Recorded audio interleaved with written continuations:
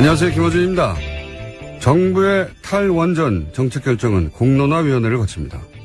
2만 명에게 3차례 전화 설문을 하고 시민 참여단도 두어 2박 3일간의 학습, 토론을 거친 후 역시 찬반 설문을 하게 됩니다. 정부 정책을 놓고 이런 전례 없는 실험을 하는 이유는 국가 에너지 정책이 근본적으로 바뀔 수 있기 때문이죠. 이 과정에서 많은 논점이 등장하겠죠. 특히 비용 문제가 가장 먼저 많이 다뤄질 겁니다. 원전의 전기 생산 단가와 재생에너지의 생산 단가가 비교되고 재생에너지의 단가가 몇 년 이내에 얼마나 저렴해질 것인가를 두고 갑론을박이 있을 겁니다. 노무현 정부 시절 전시작전권 환수 문제를 놓고 찬반 양론이 격렬하게 붙은 적이 있습니다. 당시 반대론자의 주장 골자가 그랬습니다. 전시작전권을 우리가 행사하려면 군 전력을 강화해야 해서 로켓 구매에 얼마, 전투기에 얼마, 구축함에 얼마, 잠수함에 얼마가 든다. 그러니까 미군에게 전시작전권을 주는 것이 더 싸게 먹힌다. 이후 보수정권은 전시작전권 전환을 연기하면서 같은 논리를 세웠습니다. 전환을 연기하는 것이 국방비 절감에 도움이 된다. 어떤 나라가 돈을 아낀다고 자기 나라 군대의 지휘권을 다른 나라에 넘기나요? 돈이 싸게 먹힌다고 자국민들에게 목숨을 걸고 전장에 나가라 명령하는 권한을 다른 나라에 주자는 발상을 아무렇지도 않게 하는 사고방식. 원전에 관한 제대로 된 논의의 출발은 바로 이 천박하고 부끄러운 사고방식부터 넘어서야 가능합니다. 국가 미래가 걸린 일에 돈보다 중요한 거 당연히 있죠. 김어준 생각이었습니다.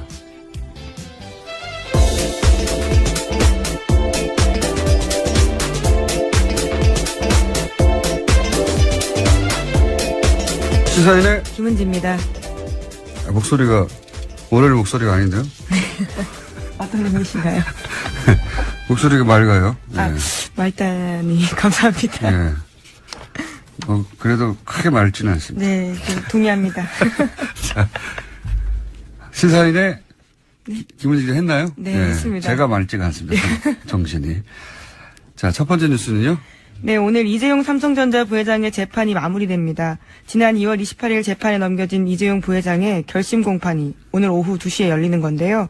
먼저 특검이 구형을 통해 형량을 제시하게 됩니다. 이어서 변호인단이 최종 변론을 하고 이재용 부회장 등 피고인들이 최후 진술을 합니다. 최근 대법원 규칙 개정이 바뀌어서요. 주요 사건 1심, 2심 선고 생중계 가능해졌는데요. 이달 말로 예정된 이 부회장의 선고가 중계될지 여부도 관심을 갖고 있습니다. 한 5개월 걸렸네요. 5개월 걸렸고, 예.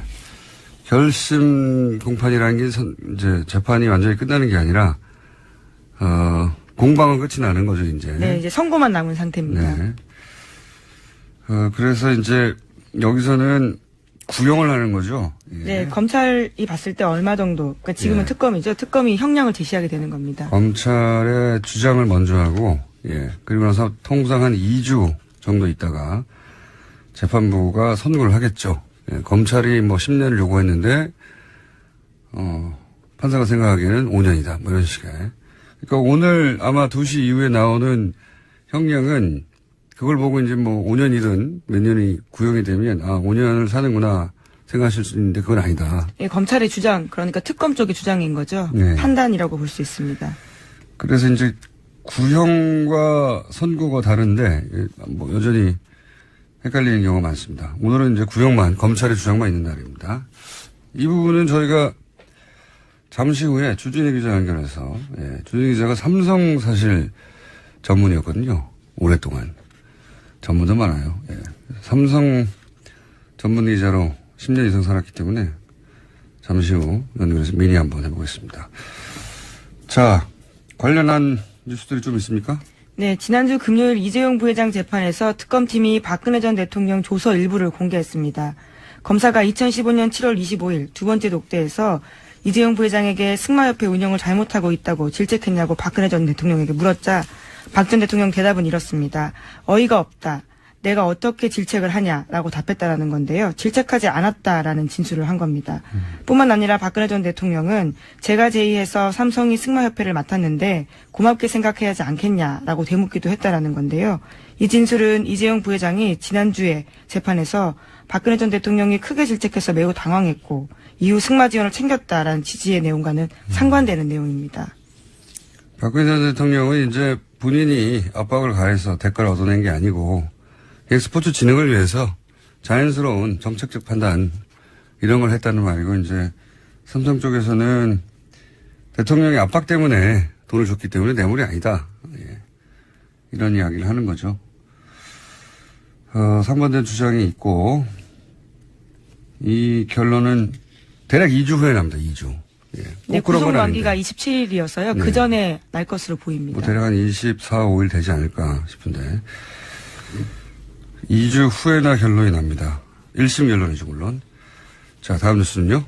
네, 국가정보원 적폐청산 TF 관련된 소식도 계속 전해드리고 있습니다. 이와 관련해서 또 뉴스가 나왔는데요. 2009년에서 2012년 당시 국정원이 민간인으로 구성된 사이버 외곽팀 구성했다라는 건 전해드린 바가 있습니다. 그런데 별도로 그 밖에요. 온라인 여론조작팀을 운영한 사실이 파악돼서 조사 중이라는 겁니다. 그러니까 이미 드러난 사이버 외곽팀 30개는 국정원 전체 여론조작 조직의 일부에 불과하다라는 겁니다. 제가 그렇지 않습니까? 네. 다가 아닐 것이다. 네, 적폐청산 TF 들어가시는 것도 방법이실 것 같습니다. 여기에 지난번에 이제 윤 목사 실제 밝혀져서 구속이 된 윤 목사 같은 경우는 종교단체 일부도 여기에 참여한 것으로 알고 있고 또 나름 지명도 있는 소위 농객이라고 불리던 보수 농객이라고 불리던 사람들 또는 뭐 보수 인사들 그러니까 이제 일반인들 직업을 가진 일반인들이 아르바이트로 잠시 한 수준의 3,500여 명 정도라고 1차로 밝힌 인원 이외에 별도의 조직이 있을 것이다. 네, 그렇게 조사하고 있다라는 겁니다. 파악하고요. 그때 당시 이제 보면은 온라인에서 이런 그러니까 포털이나 대형 커뮤니티에 글을 쓰는 조직들 말고 또 트위터에서나 SNS 뭐 페이스북 가능한 모든 온라인 공간에서 이런 활동이 있었거든요.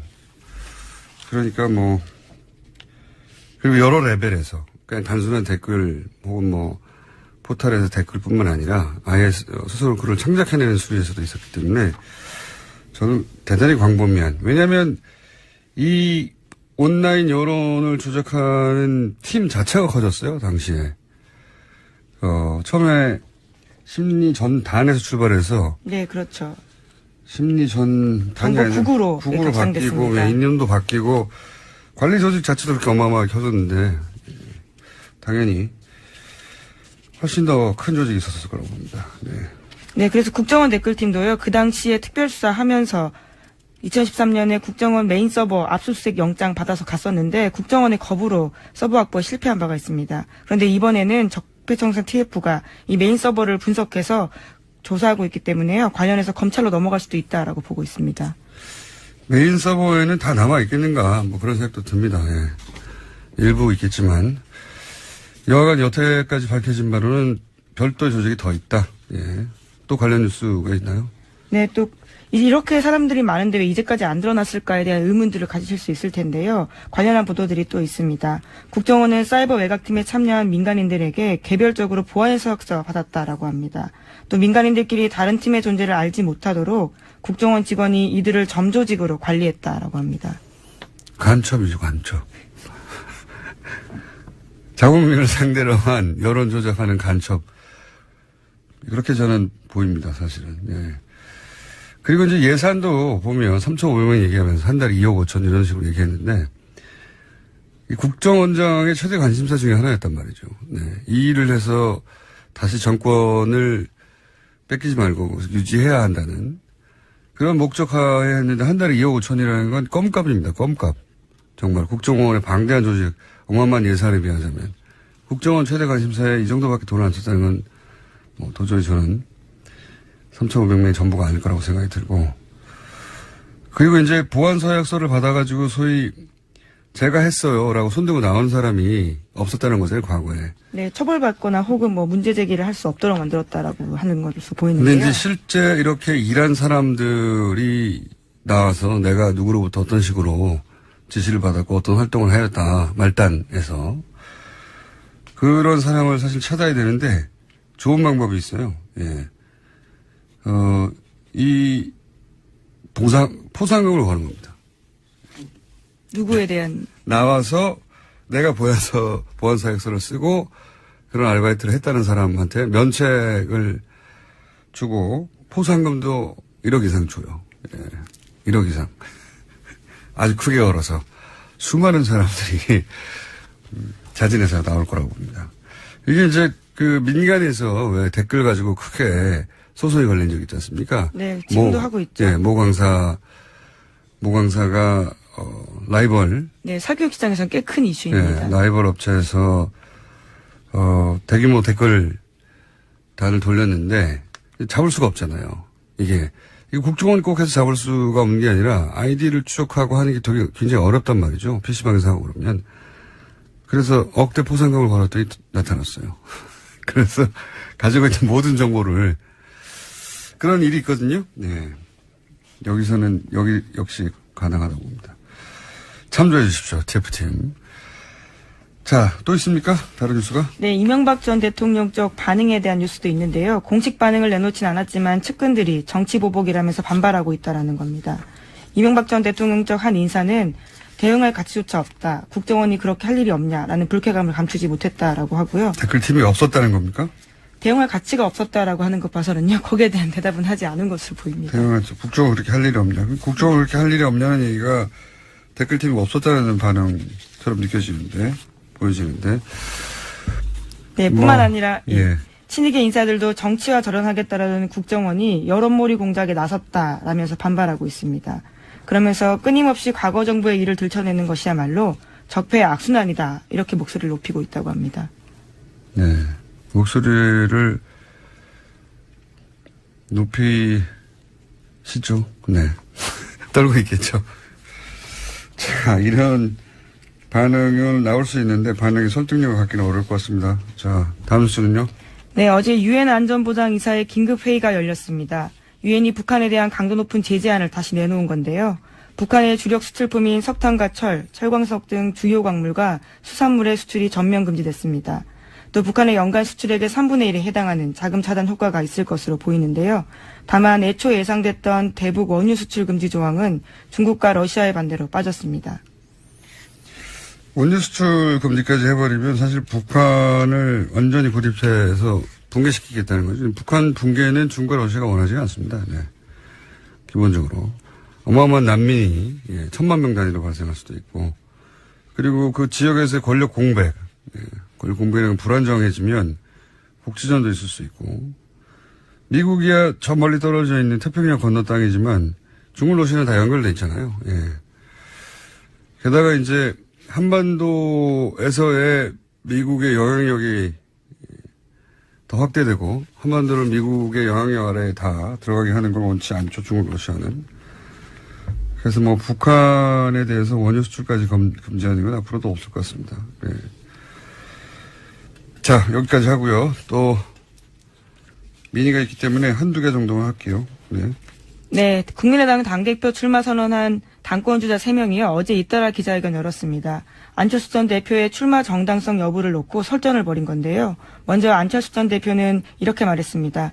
심장이 정지돼 쓰러진 환자는 전기 충격을 줘야 살아난다. 당이 들썩들썩하고 있는데 다시 살아나는 계기가 될 것이다. 라고 이야기했습니다. 또 독배를 마시는 심정으로 출마했다면서 자신은 당과 운명을 같이 하겠다라고도 밝혔는데요. 이에 대해서 천정배 전 대표와 정동영 의원이 비판했습니다.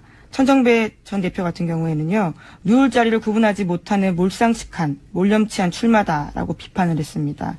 뿐만 아니라 대선에서 패배한 후보가 다시 들어간다는 것은 구태 중의 구태다라는 이야기도 했습니다.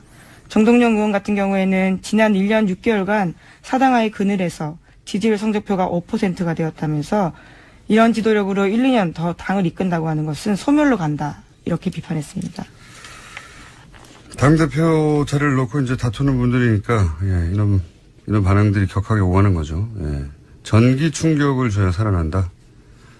본인이 전기인 거죠. 뭐 지금의 비유로 보면 그렇습니다. 예. 본인이 전기 장어 정도 되는. 네, 환자는 지금 국민의 당을 뜻하는 거고요. 예. 전기맨 선언이네요. 예. 안철수 전 대표 정치인이 다 됐어요. 예. 원래 이제 제가 오랫동안 만나본 정치인들이 다른 직업군과 가장 큰 결정적인 차이점이 뭐냐면 어떤 불리한 상황도 자기 합리화를 한다는 거거든요. 예. 그게 안 되면 정치를 못 해요. 사실은. 굉장히 특별한 정신세계를 가진 분인데 태양이 자기를 중심으로 도는 거거든요. 안철수 대표의 출마는 국민의당 태양은 나를 중심으로 둔다는 선언이죠. 예. 전기맨으로서. 여기까지 하고, 왜냐하면 저희가 또 이상돈 의원을 연결할 거기 때문에. 자, 민의로 준비한 주진우 기자. 아까 얘기한 삼성 관련해서 연결해 보겠습니다. 삼성 이재용 부회장 5개월간 재판이 오늘 2시에 결심 공판을 끝은 이제 마무리가 되는 거죠. 삼성과 특검, 네, 오랫동안 취해온 주진우 기자 연결해서 이재용 부회장의 뇌물공여 재판 요약해서 좀 짚어보겠습니다. 주진우 기자. 안녕하십니까. 네, 어색한 주진우 기자 연결됐습니다. 자, 네. 구속만기가 8월 27일이고, 통상 2주 후에 선고가 나오니까 대략 24, 25 선고가 되겠죠? 네. 제가 이제 물어보고 싶은 건 오랜 시간 삼성을 취재해왔는데, 삼성 취재원도 꽤 있는 걸 알아요. 이번 재판 관련해서 삼성이 크게 중간에 당황하거나 한 적이 있습니까? 그런 순간들?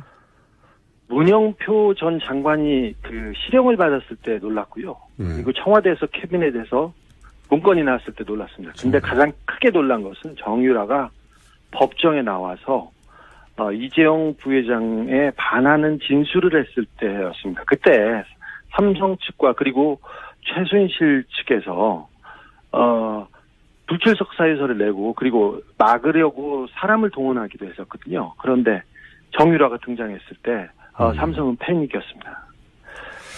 지난번 인터뷰 때 이제 정유라 얘기 나와서 하는 얘기인데 마지막 질문 중에 하나가 돈 문제하고 관련이 있냐고 했을 때 돈 문제와 관련이 있다고 해도 크게 이상할 것이 없다 이렇게 얘기를 했었는데 혹시 이후에 정유라가 왜 그때 나왔냐 혹은 뭐 돈 문제와 관련이 있느냐 없느냐 밝혀진 게 추가적으로 있습니까? 지금 최순실과 정유라가 연락을 끊고 있어요. 그리고 다른 관계도 이어지지 않고 있습니다. 그래서 지금 최순실, 정유라 그리고 장시호까지 모두 마위를 가고 있다고 봐도 되는데요. 각자의 이익에 따라서 움직입니다. 그러니까 경제적 이유가 가장 클 거라고 봐도 뭐 무방한데요. 지금 돈 문제나 그런 문제가 지금 상태에서는 별 문제가 없이 그냥 수면 아래로 가라앉았는데 언제든 다시 떠오를 겁니다. 그 문제로. 특검 가서 정유라 씨가 돈 문제가 있다 이런 걸 밝힌 건 없습니까? 비슷한 얘기를 하긴 했으나 그게 뭐 핵심 쟁점은 아니었습니다. 특검에 가서 돈 문제가 뭔가 있긴 있다는 말을 하긴 했다. 예. 네.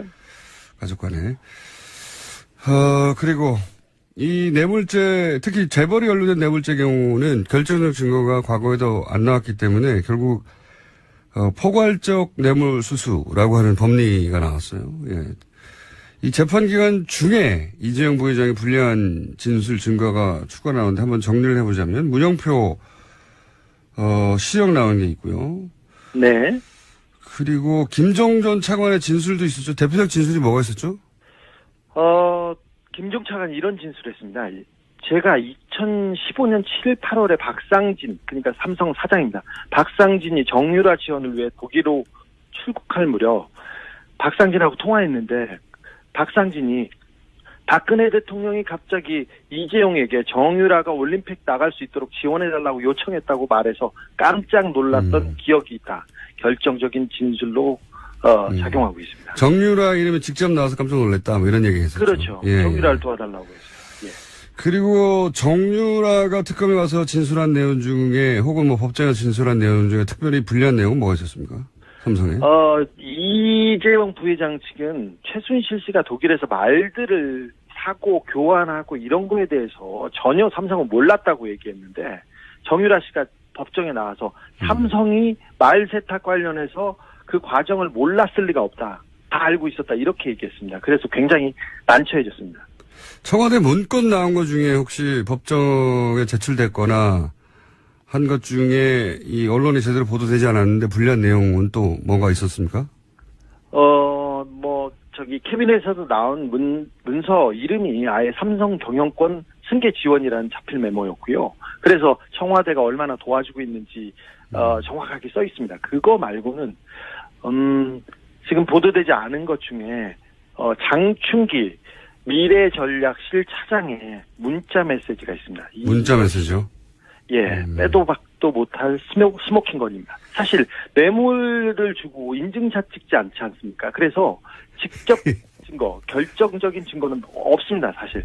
근데 정황상 증거를 다 따져야 되는데 이번 뇌물 사건처럼 증거가 많은 경우가 드뭅니다. 재벌 관련해서는 이 정도면 굉장히 많이 나온 거라고 얘기들 하는데, 자. 네. 지금 이제 장충기 전 사장 핸드폰 문자 얘기했는데, 장충기 전 사장 핸드폰 문자 관련 보도가 있긴 있었는데, 구체적인 문자가 내용이 뭔지는 자세히 보도된 적이 없어요. 근데 네. 그 부분을 한번 핸드폰 문자 내용 파악이 돼 있는 것 같으니까 물어보자면, 우선 장충기 사장 역할부터 짚어보죠. 장충기 사장은 삼성에서 어떤 역할을 했습니까? 장충기 사장은 미래전략실의 사장급 임원이었는데, 정보와 대관, 그러니까, 정부 부서를 관리하는 그런 업무를 했습니다. 민관 할 때 대관. 그렇습니다. 네. 정보와 정부를 담당했었다. 예. 네. 자, 그러면 이 장충기 사장 핸드폰에서 아마 특검 수사 과정에서 밝혀진 것 같은데, 장충기 사장 핸드폰에서 나온 문자들이 어떤 게 있습니까? 좀 구체적으로 짚어보자면? 이재용 부회장과 박근혜 대통령의 독대 관련된 내용이 있는데, 청와대 내부자가 이렇게 문자를 보냅니다. 청와대 내부자 누굽니까? 지금 지금 그 내부자는 밝혀지지 않았는데, 비서실 혹은 민정실의 최고위급 인사로 생각됩니다. 이렇게 문자를 보냅니다. 장 선배님, 불쑥 죄송합니다. 오늘 11시 BH 회동 관련해 참고하세요. 그렇게 해서 문자를 쭉 보냅니다. 그리고 다른 분이 아무래도 지금 VIP가 가장 중요한 게 노동개혁이니까 그에 대한 협조를 밝히면 좋아할 것 같습니다. 이렇게 얘기를 하고 대통령 휴가에 대해서 얘기합니다. 사실 2015년 7월 25일에 그 대통령한테 보고된 삼성 말씀 자료가 있는데 그 내용에 이 문자가 다 포함되어 있습니다. 그러니까 이 코치대로 얘기했다고 할 수도 있죠. 그리고 지금 얘기한 거는 청와대 내부의 고위 관계자가 삼성의 장충기 사장한테 대통령 독대를 할 때 요런 점들을 참고해라. 네. 라고 문자를 미리 보내서 코치를 했다는 거죠. 네. 그렇죠. 청와대가. 정확하게 그대로 그래서 그 독대 때 그 내용이 다뤄졌습니다. 그러니까 이 얘기를 할 수 있는 사람들이 몇 명 없는데 민정수석실 고위층 아니면 경제수석실 고위층 아니면 비서실장 이 정도인데 그 누가 보냈는지는 밝혀지지 않았습니다. 그리고 청와대 내에서 간 문자고 이것은. 예. 네. 그리고 국정원 기조실장 사실 기조실장은 국정원의 내부 살림을 하고 인사를 총괄하는 2인자라고 볼 수 있는 그런 사람인데 이분이 계속해서 장충기 그러니까 삼성의 정보 보고를 해왔습니다. 어떤 문자를 했습니까? 엘리엇이라는 그 회사가 나와서 삼성의 합병에 걸림돌이 됐을 때 이렇게 보냅니다. 이현수입니다. 엘리엇은 1977년에 어디에서 시작됐고 자산이 어느 정도 됩니다. 그래서 한국은행 홍콩에서 관리하고 있는 내부 상황은 철저하게 통제돼 있는데 제가 더 알아보고 자세한 것은 그 나중에 보고하겠습니다. 이런 문자를 보냅니다. 또 이런 문자도 보냅니다. 복 많이 받으셨습니까? 지난해에는 사장님의 회사의 지원으로 우리나라가 안정되었지 않았나 생각합니다. 감사드립니다. 또한 자료는 아주 유용하게 활용되고 있습니다. 이 또한 감사합니다. 올해도 변함없이 이렇게 하면서 이현수 배상 이렇게 올립니다. 그러니까 정보 보고를 받고 있고 국정으로부터 이 국정기조실장이 삼성 사장 미전실 사장에게 정보 보고를 했다는 거죠. 네. 정보 보고를 했고 또 정보를 받아서 그 국정원에서 그 활용하고 있다는 게 보입니다. 그리고 대법관에 가겠다는 한 후보자가 장 차장한테 이런 문자를 보내기도 합니다. 하창우 대한변협회장이 거품을 누르고 저를 비토하여 2시간 경론을 벌이다가 저와 진보 측 변호사를 패키지로 낙마시키는 걸로 봉합된다고 합니다. 그러면서 자기 상황을 계속해서 보고하는데 대법관이 되려는 사람이 삼성의 눈치를 보고 있는 게 적나라하게 나옵니다. 그러니까 대법관 되려는 사람이 미전실 사장한테 자신의 인사와 관련해가지고 여러 가지 청탁 문자를 보냈다? 네, 그렇습니다. 검찰 예. 그리고 예상치 못하는 거네. 예. 사실 삼성이 검찰 고위직과 법관 고위직 인사를 한다고 알려져 있습니다. 그런데 그런 모습이 그런 상황이 적나라하게 나옵니다. 하나만 더 보겠습니다. 임채진 전 검찰총장 기억하시죠? 예.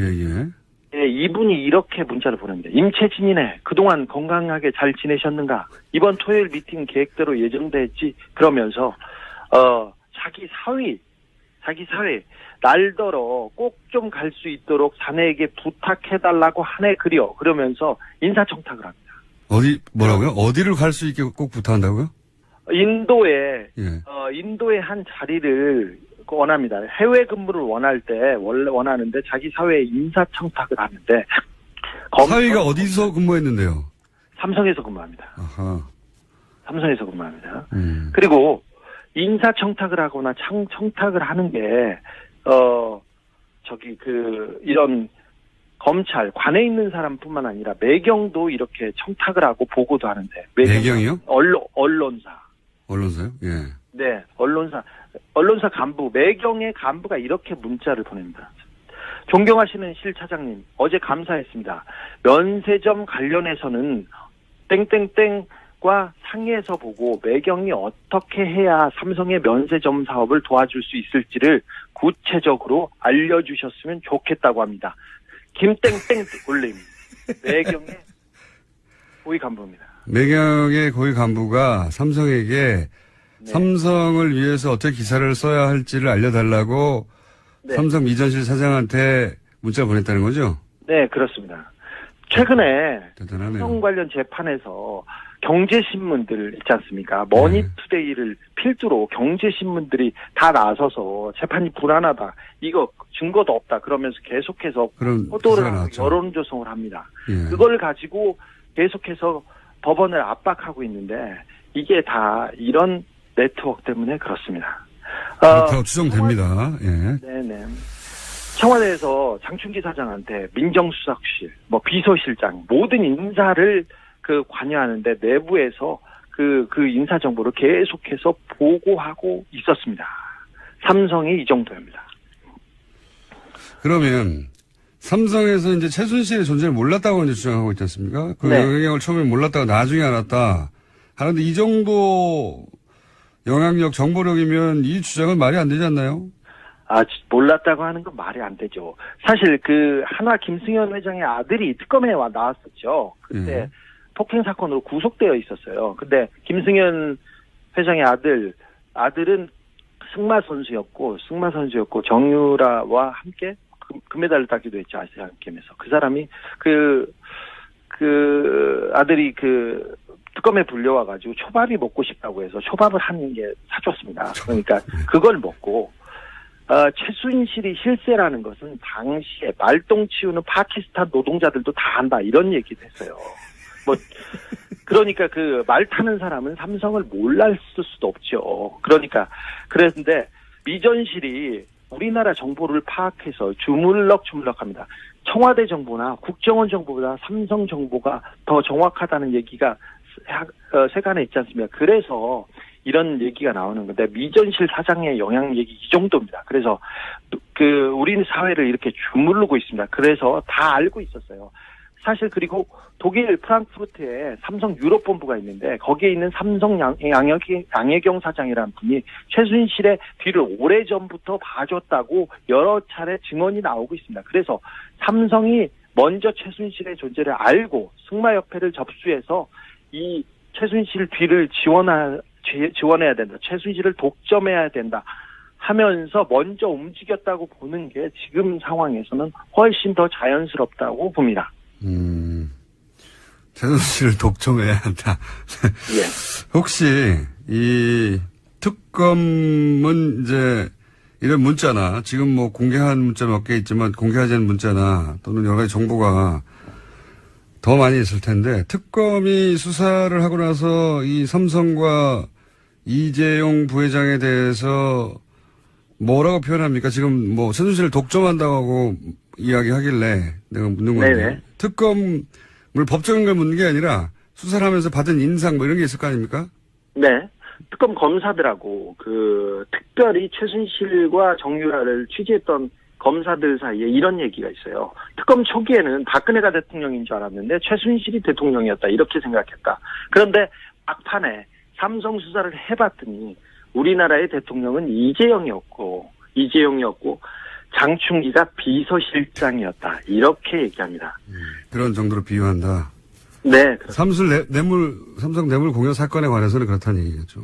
네, 그렇습니다. 그러니까 삼성이 국가 권력과 대등하게 딜을 했다 이렇게 파악하고 하나 보죠? 그렇죠. 사실상 삼성이 국가를 지배하고 있었고요. 우리 전체 사회를 주물렀다. 청와대도 국정원도 삼성 아래에 있었고, 아래에 있거나 대등했고, 그 다음에 검찰과 법원에서 삼성한테 인사청탁을 합니다. 그냥 언론은 그냥 애완견 수준이었고요. 그걸 보면 우리나라가 삼성공화국이었구나. 알겠습니다. 네. 생각했다고. 삼성을 오래 취재하다 보니 인터뷰하면 점점 감정이 올라오는 것 같은데. 마지막 질문인데. 아니라 삼성을 네. 제가 좀 정확하게 알고 있어요. 알겠어요. 다른 사람에 비해. 특검. 알잖아요. 마지막 질문인데 특검이 몇 년 구형할 것 같아요? 네 얘기를 한번 해보죠. 오늘 구형할 것 같은데 어제 밤까지도 경론을 벌이면서 회의를 했습니다. 사실 이재용 부회장한테 적용된 혐의 중에 가장 핵심은 뇌물공여인데 뇌물공여는 법정형이 5년형 이하예요. 그러니까 큰 범죄는 아닙니다. 이재용 부회장이 다른 죄보다 말이죠. 그런데 가장 무거운 것은 재산을 국외로 도피한 혐의인데 50억 이상을 도피했으면 10년 이상 징역이 나와야 됩니다. 무기징역까지 선고할 수 있고요. 그다음에 횡령죄도 지금 가볍지 않은데 50억 이상이기 때문에 무기 또는 5년 이상의 징역이 나와야 됩니다. 이 밖에 이재용 부회장이 국회에서 위증했죠. 1년 이상 징역입니다. 이걸 따져보면 세게 때리면 17년, 20년을 때릴 수 있고 약하다 하면 10년 정도 때릴 수 있는데 삼성을 지금까지 약하게 때려왔던 검찰의 관행을 전임자들을 어느 정도 고려해야 하기 때문에 저는 15년 예상합니다. 12년에서 15년 구형할 거라고. 알겠습니다. 2시 이후에 밝혀지겠죠. 오늘 여기까지 하겠습니다. 네. 감사합니다. 지금까지 시사인의 주진우 기자였습니다. 자, 김은지 기자도 안녕. 네, 저희 장충기 전 사장 문자는 이번 주 발행되는 시사인에서 확인할 수 있습니다. 더 자세하게요. 뉴스 동전에 다 얘기했기 때문에 안 사볼 거예요. 훨씬 더 자세합니다. 네, 감사합니다. 예. 안철수 전 대표의 당대표 출마 선언에 대한 국민의당 내부 반응 이상돈 의원 통해 들어보겠습니다. 국민의당 이상돈 의원 전화 연결되어 있습니다. 안녕하세요.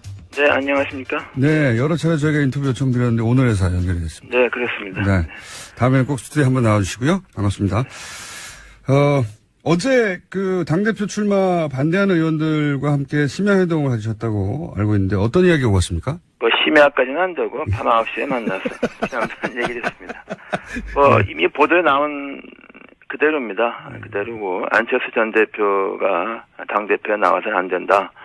하는 데에서 의견을 모았죠. 무엇보다 그 원인은 뭐냐.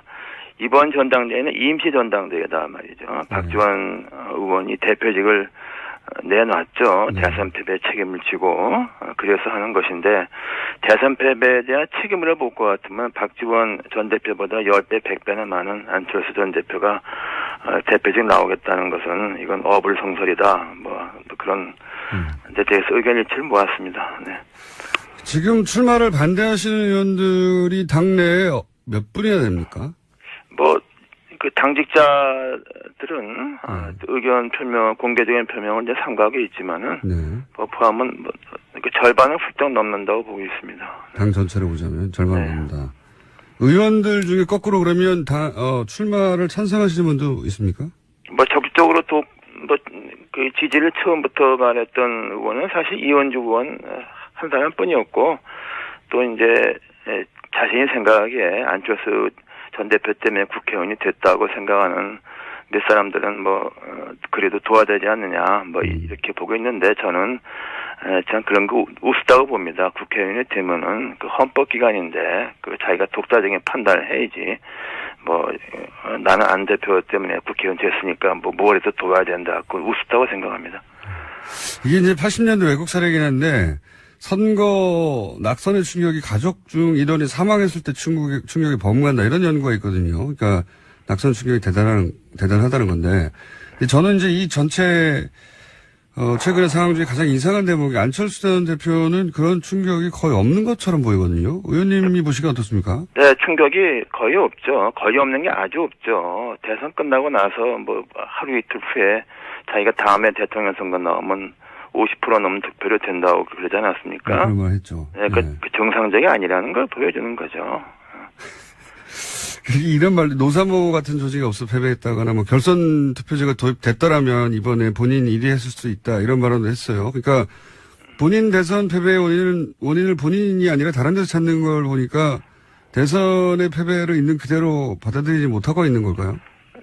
그게 이제 어떤 언론이 쓴 대로 인지 부조화다 이렇게 얘기를 하는데 좀 상식에 벗어난 거죠. 그래도 안철수 전 대표가 국민들한테 좀 남아있는 좋은 이미지가 깨끗한 정치를 상징한다든가 겸손함 이런 게 있었는데 그런 건 다 없어졌고 남아있는 것은 인지 부조화, 터무니없는 나르시즘, 이런 거밖에 남아있지 않는 것 같습니다. 불행한 일입니다.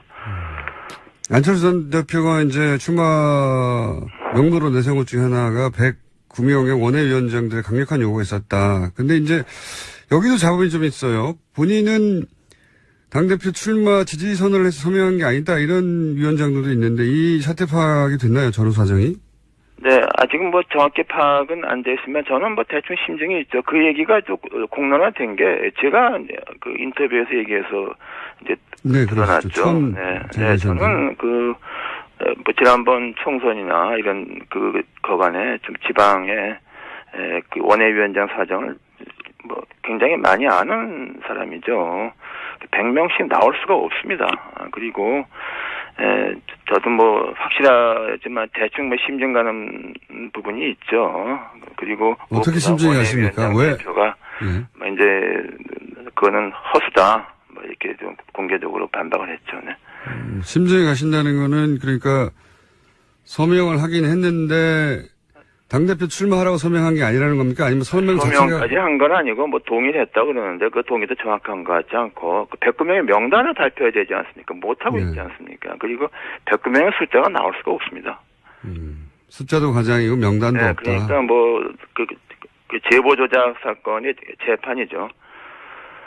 그 정도까지 보시는 거군요. 그러니까 109명이나 숫자도 불려졌고 서명도 없었고 명단도 없다. 명단을 발표하지 못하고 있지 않습니까? 정치하는 사람이 자기 이름을 들었냐고 의견을 내죠. 네. 그렇죠. 원외위원장 3명 정도. 네, 원외위원장도 정치인 아닙니까? 네. 그렇죠. 국회의원이 되려고 하는 분들인데요. 그렇죠. 동교동계는 어떻습니까? 처음에 탈당하겠다고 했다가 잘못은 안철수 전 대표가 했으니 자신들이 탈당할 게 아니라 출당시키겠다 이런 발언이 보도됐었는데 이게 출당이 가능한 겁니까? 당구상? 당원 당에서는 출당은 어렵다고 봐야죠. 상징적인 그런 의지를 표명한 거다. 상징성이 있다는 것이죠. 그 정도로 격앙돼 있다. 무엇보다도 이번 대세의 패배를 국민의당이 호남당이기 때문에 패배했다. 이런 얘기가 나오고 있지 않습니까요?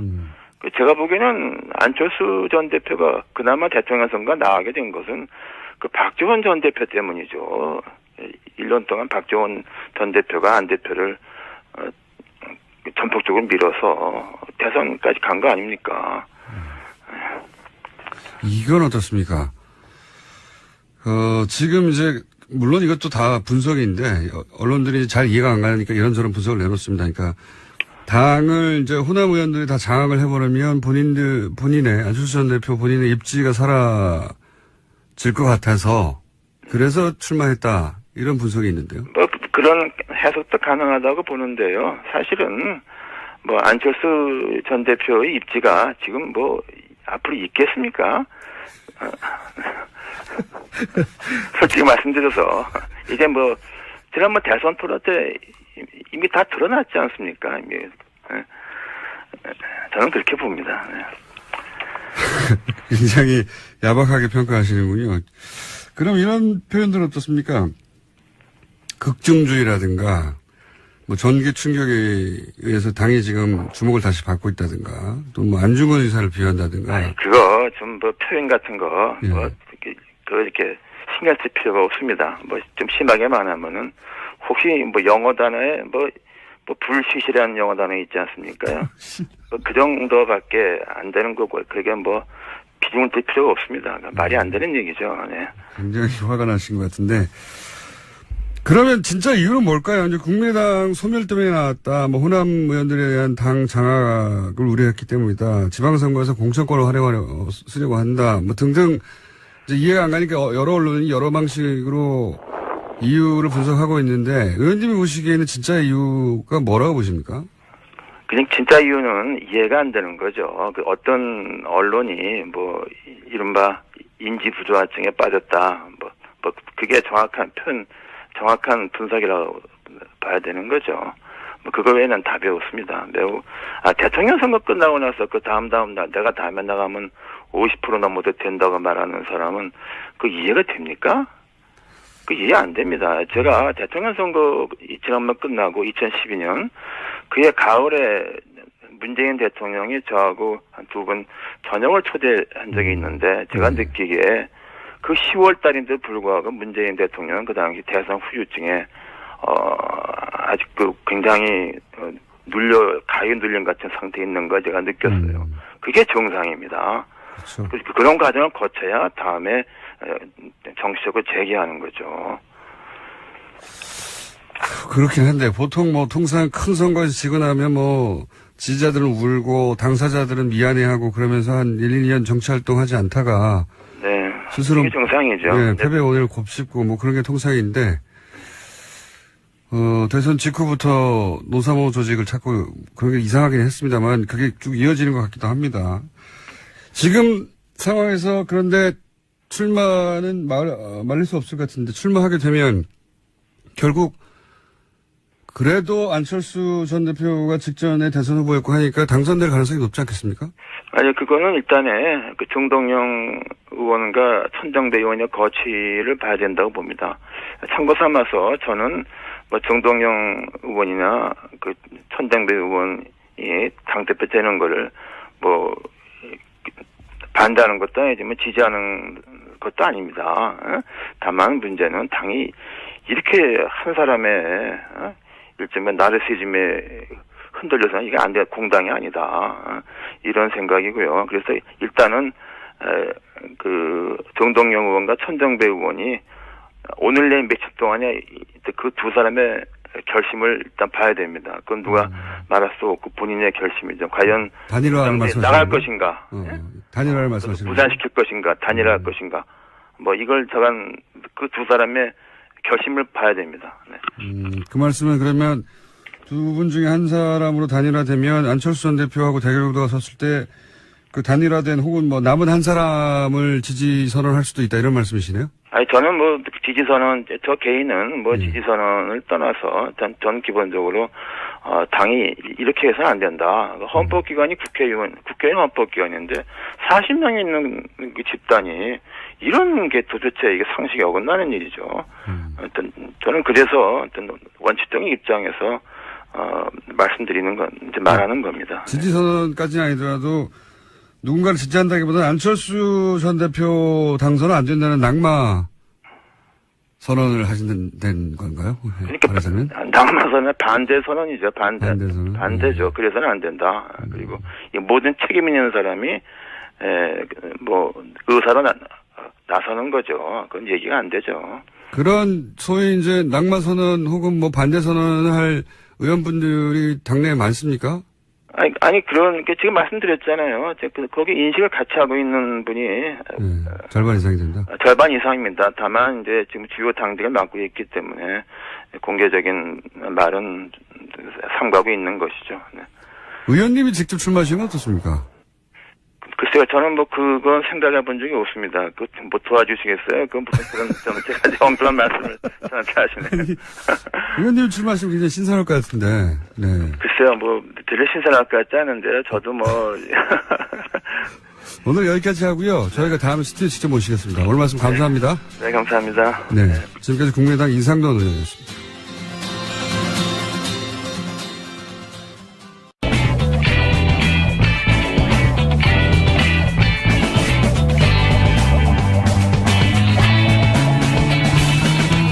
김어준의 뉴스 공장.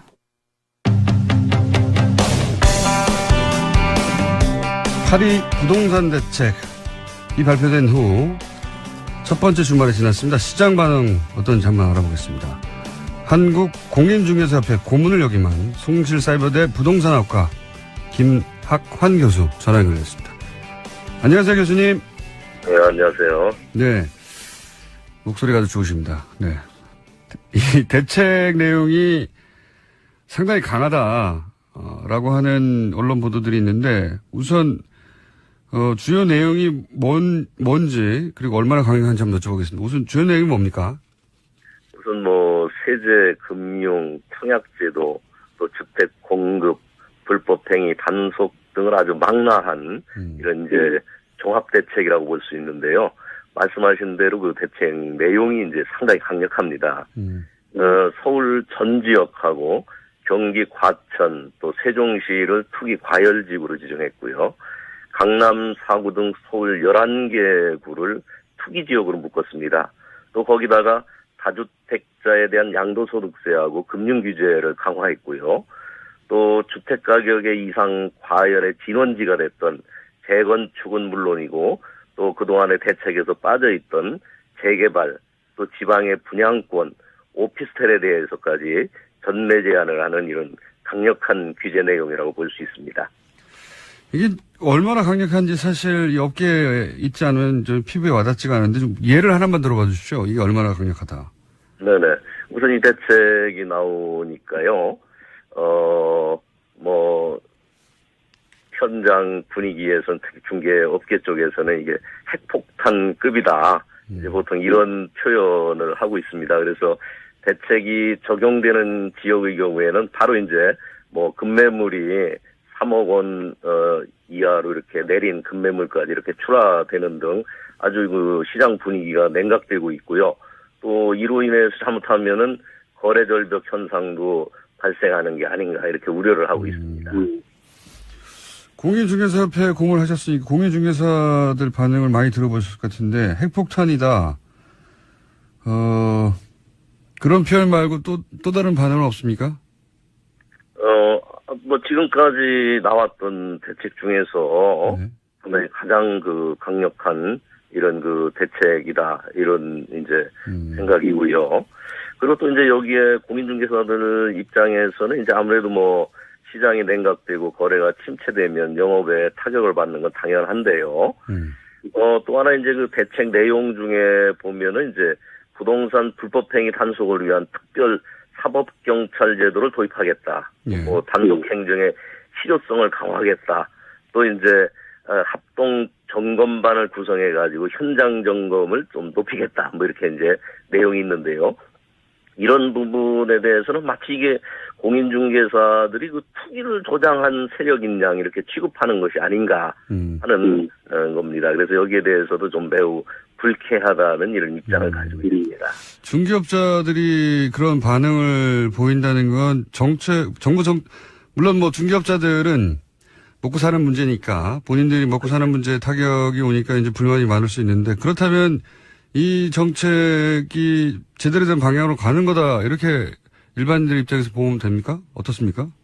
그렇습니다. 뭐 물론 이제 공인중개사들 입장하고 이제 또 정부의 또 입장하고는 이제 다를 수가 있는 거고요. 예. 그런데 어쨌든 간에 지금 박근혜 정부에서는 그 부동산에 대한 계속적인 규제 완화로 인해 가지고 주택 가격이 이렇게 상승했고요. 또 가계대출이 증가했죠. 예. 그래서 이제 좀 후반에는 원래 처음에 규제 완화 및 부양 쪽이었다가 이제 관리 쪽으로 좀 방향이 이렇게 전환되기는 했는데요.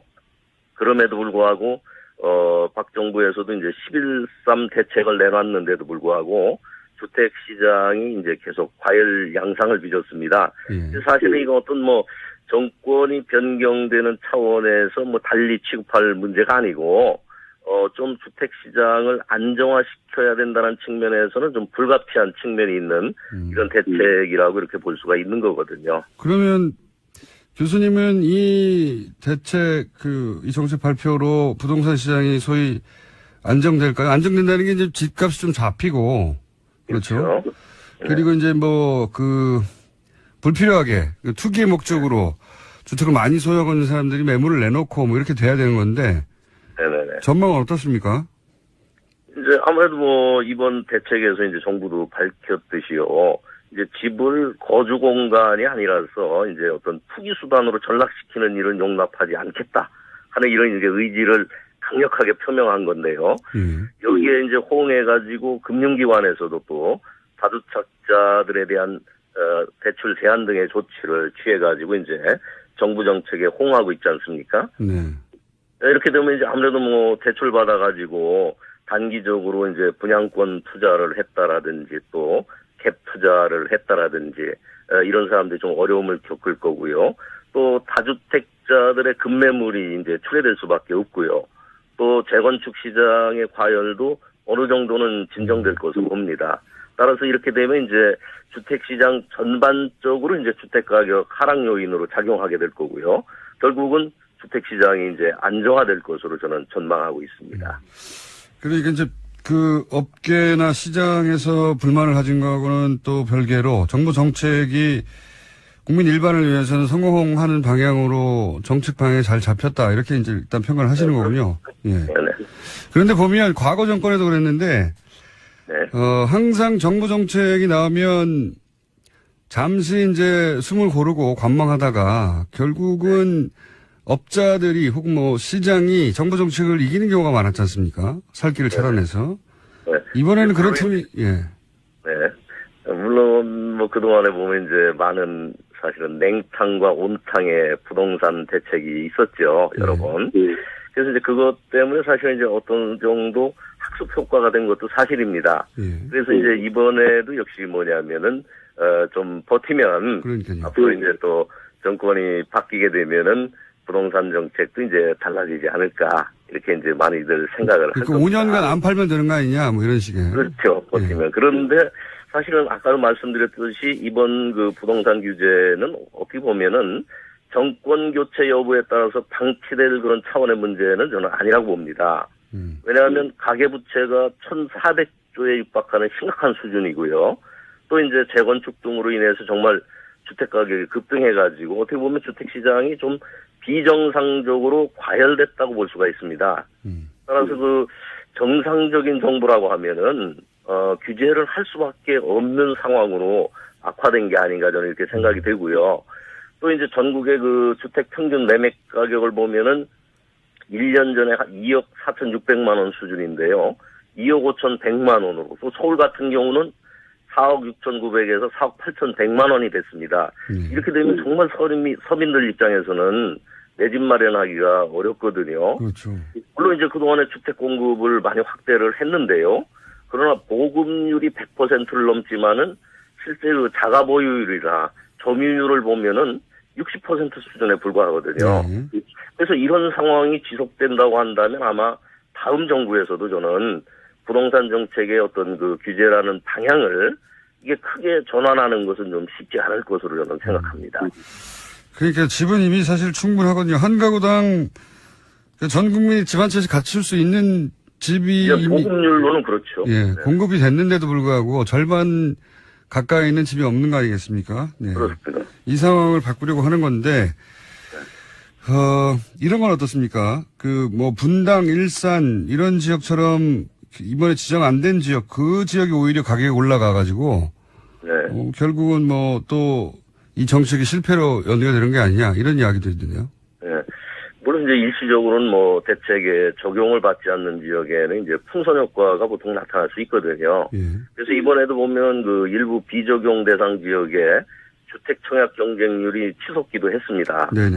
근데 사실은 이번에 정부가 발표한 건 어떤 부동산 정책의 큰 흐름이거든요. 또 이제 이로 인해서 만약에 그 수도권의 주택시장이 위축되게 되면 아무래도 지방 등도 영향을 이렇게 받게 될 거고요. 그리고 또 시장을 이제 지금 잘 모니터링을 하고 있기 때문에 만약에 조금 이상 징후가 되면은 투기 과열 지구나 조정 대상 지역 등을 이렇게 확대해서 핀셋 규제를 할 수 있거든요. 그래서 그런 틀에서 보게 되면은 저는 풍선 효과로 인한 부작용은 그렇게 크지 않을 것으로 생각합니다. 이 정부의 정책 자체가 지금 말씀하신 방향으로 일관되기 때문에 다른 지역이 혹시 그런 증상을 보이면 바로 또 규제가 들어갈 것이다. 그렇습니다. 네. 그렇군요. 그러면 지금 교수님이 보시기에 1가구 다 주택자다. 그러면 5년을 버틴다는 생각을 할 게 아니라 내년 4월까지는 유예 기간을 뒀으니 하루라도 빨리 팔아야 된다 이렇게 보십니까? 아무래도 저는 좀 양도소득세 부담이라든지요. 또 이제 경우에 따라서 이제 또 뭐 보유세도 강화될 소지도 가능성이 있기 때문에 예.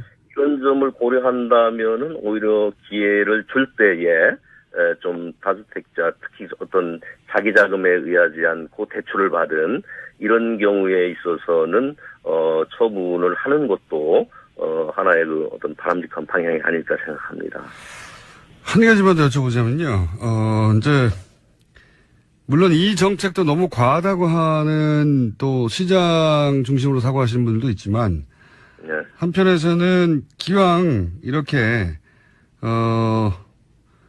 이 방향을 잡은 이상 아예 다주택자들이 집을 소유하는 것이 뭐 여기서 다주택자라는 건 뭐 5채, 10채 이상씩 막 가지고 있는 분들이 있으니까 수십 채 이상도 있고 그런 분들이 집을 내놓을 수밖에 없도록 아예 보유세까지 강화해야 되는 거 아니냐 이런 주장이 있거든요. 이 주장에 대해서는 어떻게 보십니까? 전문가로. 이게 이제 보유세라는 건 사실은 이제 어떤 양도 등에 의해서 이제 이익이 실현됐는지, 네. 또 이제 그게 좀 어떤 투기적인 일종의 그 보유인지, 네네. 이런 거를 사실은 구별을 안 하고서 네. 보유하고 있다는 자체에 대해서 과세를 하는 거거든요. 예. 근데 이게 보유세의 일종인 이제 그 종부세 같은 경우에, 논란이 심했죠. 예. 과세 대상을 만약에 확대하게 되면은 잘못하면 진짜 하우스 푸어 등의 문제가 발생할 수도 있어요. 그래가지고 이게 좀 조세 저항이 심하게 되거든요. 그래서 이런 어떤 좀 보유세 카드라든가 이런 거는 좀 신중하게 검토가 돼야 되고요. 그리고 또 이번 대책이 이제 상당히 좀 종합적인 대책이고 강력한 것이기 때문에 좀 시장 상황을 좀 지켜보고서 만약에 이 대책으로 인해서 정책 효과가 뭐 충분히 난다면 더 강력한 카드까지 이렇게 한꺼번에 꺼내들 필요는 없지 않나 이런 생각입니다. 교수님 말씀은 이 정도 정책을 효과가 나면 보유세까지 갈 필요가 없고 거꾸로 얘기하면 이 정도 정책으로도 또다시 시장이 한동안 눈치를 보다가 과열되면 보유세도 고려할 수 있겠군요. 그렇습니다. 네네. 네. 한 가지만 더 여쭤볼게요. 마지막으로. 실소유자들이 이 정책으로 인해서 불이익을 당하거나 어려움을 겪을 수는 없을까요? 아무래도 실소유자 입장에서 이제 DTI, LTI 뭐 이런 규제에 의해서 조금 대출을 받아가지고 자기 자금이 이제 충분하지 않아가지고 내 집을 마련해야 되는 입장에서는 이제 좀 어려움을 겪을 수가 있고요. 그리고 또 이제 이번 대책에 보게 되면은 이제 1가구, 1주택자에 대한 양도세 비과세 요건 같은 것도. 2년 이상으로 바뀌었죠. 보유에서 이제 거주로 이렇게 바뀌었거든요. 이거는 어떻게 보면 좀 요번에 실수요 보호와 단기 투기 수요 억제를 한다라는 이런 그 대책하고 좀 안 맞는 것 같은 이런 생각입니다. 사실 그 보유를 안 하는, 하고 있으면서 거주를 안 하는 게 이제 여러 가지 사유가 있는 거거든요. 그렇죠. 한 가지 사유만은 아니죠. 건강, 뭐 자녀교육 문제 이제 이런 여러 가지가 있는 건데 이걸 갑자기 이렇게 보유해서 거주로다가 바꾸게 된다고 한다면 이게, 거기에 해당하는 사람들은 상당히 당황스러운 거고요. 그리고 또 이게 비과세 요건을, 이렇게 바로 그냥 거주를 안 하고 보유만 하면은 양도세를 몇 퍼센트 이렇게 하겠다는 게 아니고 아예 그냥 all or nothing 이런 식으로 가게 되는 거는 이거는 조금 저는 문제가 있다고 봅니다. 그렇군요. 정책의 파인 튜닝이 좀 필요하다. 그런 부분은 네네네. 실수요자를 위해서는. 네네. 알겠습니다. 오늘 여기까지 듣고요. 좀 다른 이야기들, 실소유자들의 아주 구체적인 이야기는 저희가 한 번 더 시간을 마련해 보겠습니다. 전체 정책을 오늘 좀 훑어봤습니다. 오늘 말씀 감사합니다. 네. 네. 지금까지 한국공인중개사협회 고문을 역임한 송실사이버대 부동산학과의 김학환 교수였습니다.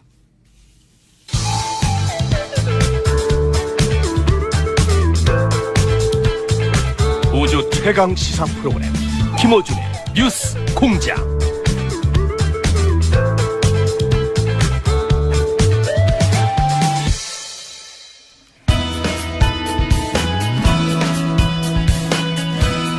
노예 공감병 의혹을 처음으로 밝힌 군인권센터가 어제 추가 폭로를 했습니다. 군인권센터 임태원 소장님 전화 연결해 보겠습니다. 안녕하세요, 소장님. 네, 안녕하십니까. 몇 가지 추가적으로 폭로된 내용이 있는데 우선 경계병을 농사병으로 썼다 이 내용이 어떤 겁니까? 장군들은 신변보가 원칙이지 않습니까? 네. 뭐 주요 암살할 수 있는 어떤 그런 타겟이 될 수 있기 때문에 공간을 또 부대 안에 두는 것이고요. 네. 그것을 또 경계병들이 경계를 하게 되어 있습니다. 네. 그런데 본인의 임무인 경계병 임무를 시키지 않고 이 사람들은 이제 농사병으로 부린 거죠. 텃밭에서 이제 애호박이나 가지, 뭐 오이, 감자, 토마토 뭐 이런 것들 작물을 재배하게 하고 예. 온실에서는 뭐 쌈채소 이런 것들을 재배하게 했거든요. 그래서 매일 새벽 5시에 기상을 해서 텃밭에 나가서 사령관 부부가 먹을 만큼의 작물을 수확해서 공관병들에게 전달하는 업무를 했고요. 또 오리와 닭 등을 이제 키우면서 거기서 나오는 신선한 계란들을 이제 공급해주는 역할을 했습니다. 뭐 이런 행위 자체가 거의 안보와 안전에 구멍을 내는 셀프 이적 행위다 이렇게 볼 수 있죠. 그러니까 총을 들고 경계를 서야 될 병사들 텃밭에서 농사하는 데로 부렸다. 박찬주 육군대장이 부부가 네. 그런 얘기군요. 재밌네요. 그리고 그 병들에게 전자팔찌를 채웠다고 하는데 이건 어떤 내용입니까? 전자팔찌가 이렇게 이제 그 공간 자체가 좀 넓으니까요. 네. 2층 또 양호로 되어 있고 하니까 자기들이 소리 질러 부르는 게 귀찮으니까 이제 우리 식당에 가면 이렇게 그 테이블 위에 있는 벨 있지 않습니까? 그걸 이제 누르면 손목에 진동하고 소리가 나는 겁니다. 공간병 손목에 채워서. 그러니까 그거는 이제 어디 벽에 붙여놓는 게 아니라 이제 수시로 이렇게 들고 다니는 거죠. 들고 다니면서. 그래서 예. 뭐 한 번 누르면 조리병이 가고 2번 누르면은 공간병이 가고 3번 누르면 운전병이 가고 이런 식입니다. 가면은 이제 물 떠와라. 가면은 뭐 가져와라. 뭐 이런 식이죠. 거의 하인 취급한 거죠. 무슨 긴급한 상황이 아니라 뭐 물 떠와라 이런 잔심부름을 시키려고 모든 병들에게 팔찌를 채웠다고요? 예, 뭐 그 중에서 이제 막내한테 채우기도 하고 뭐 이랬는데요. 예.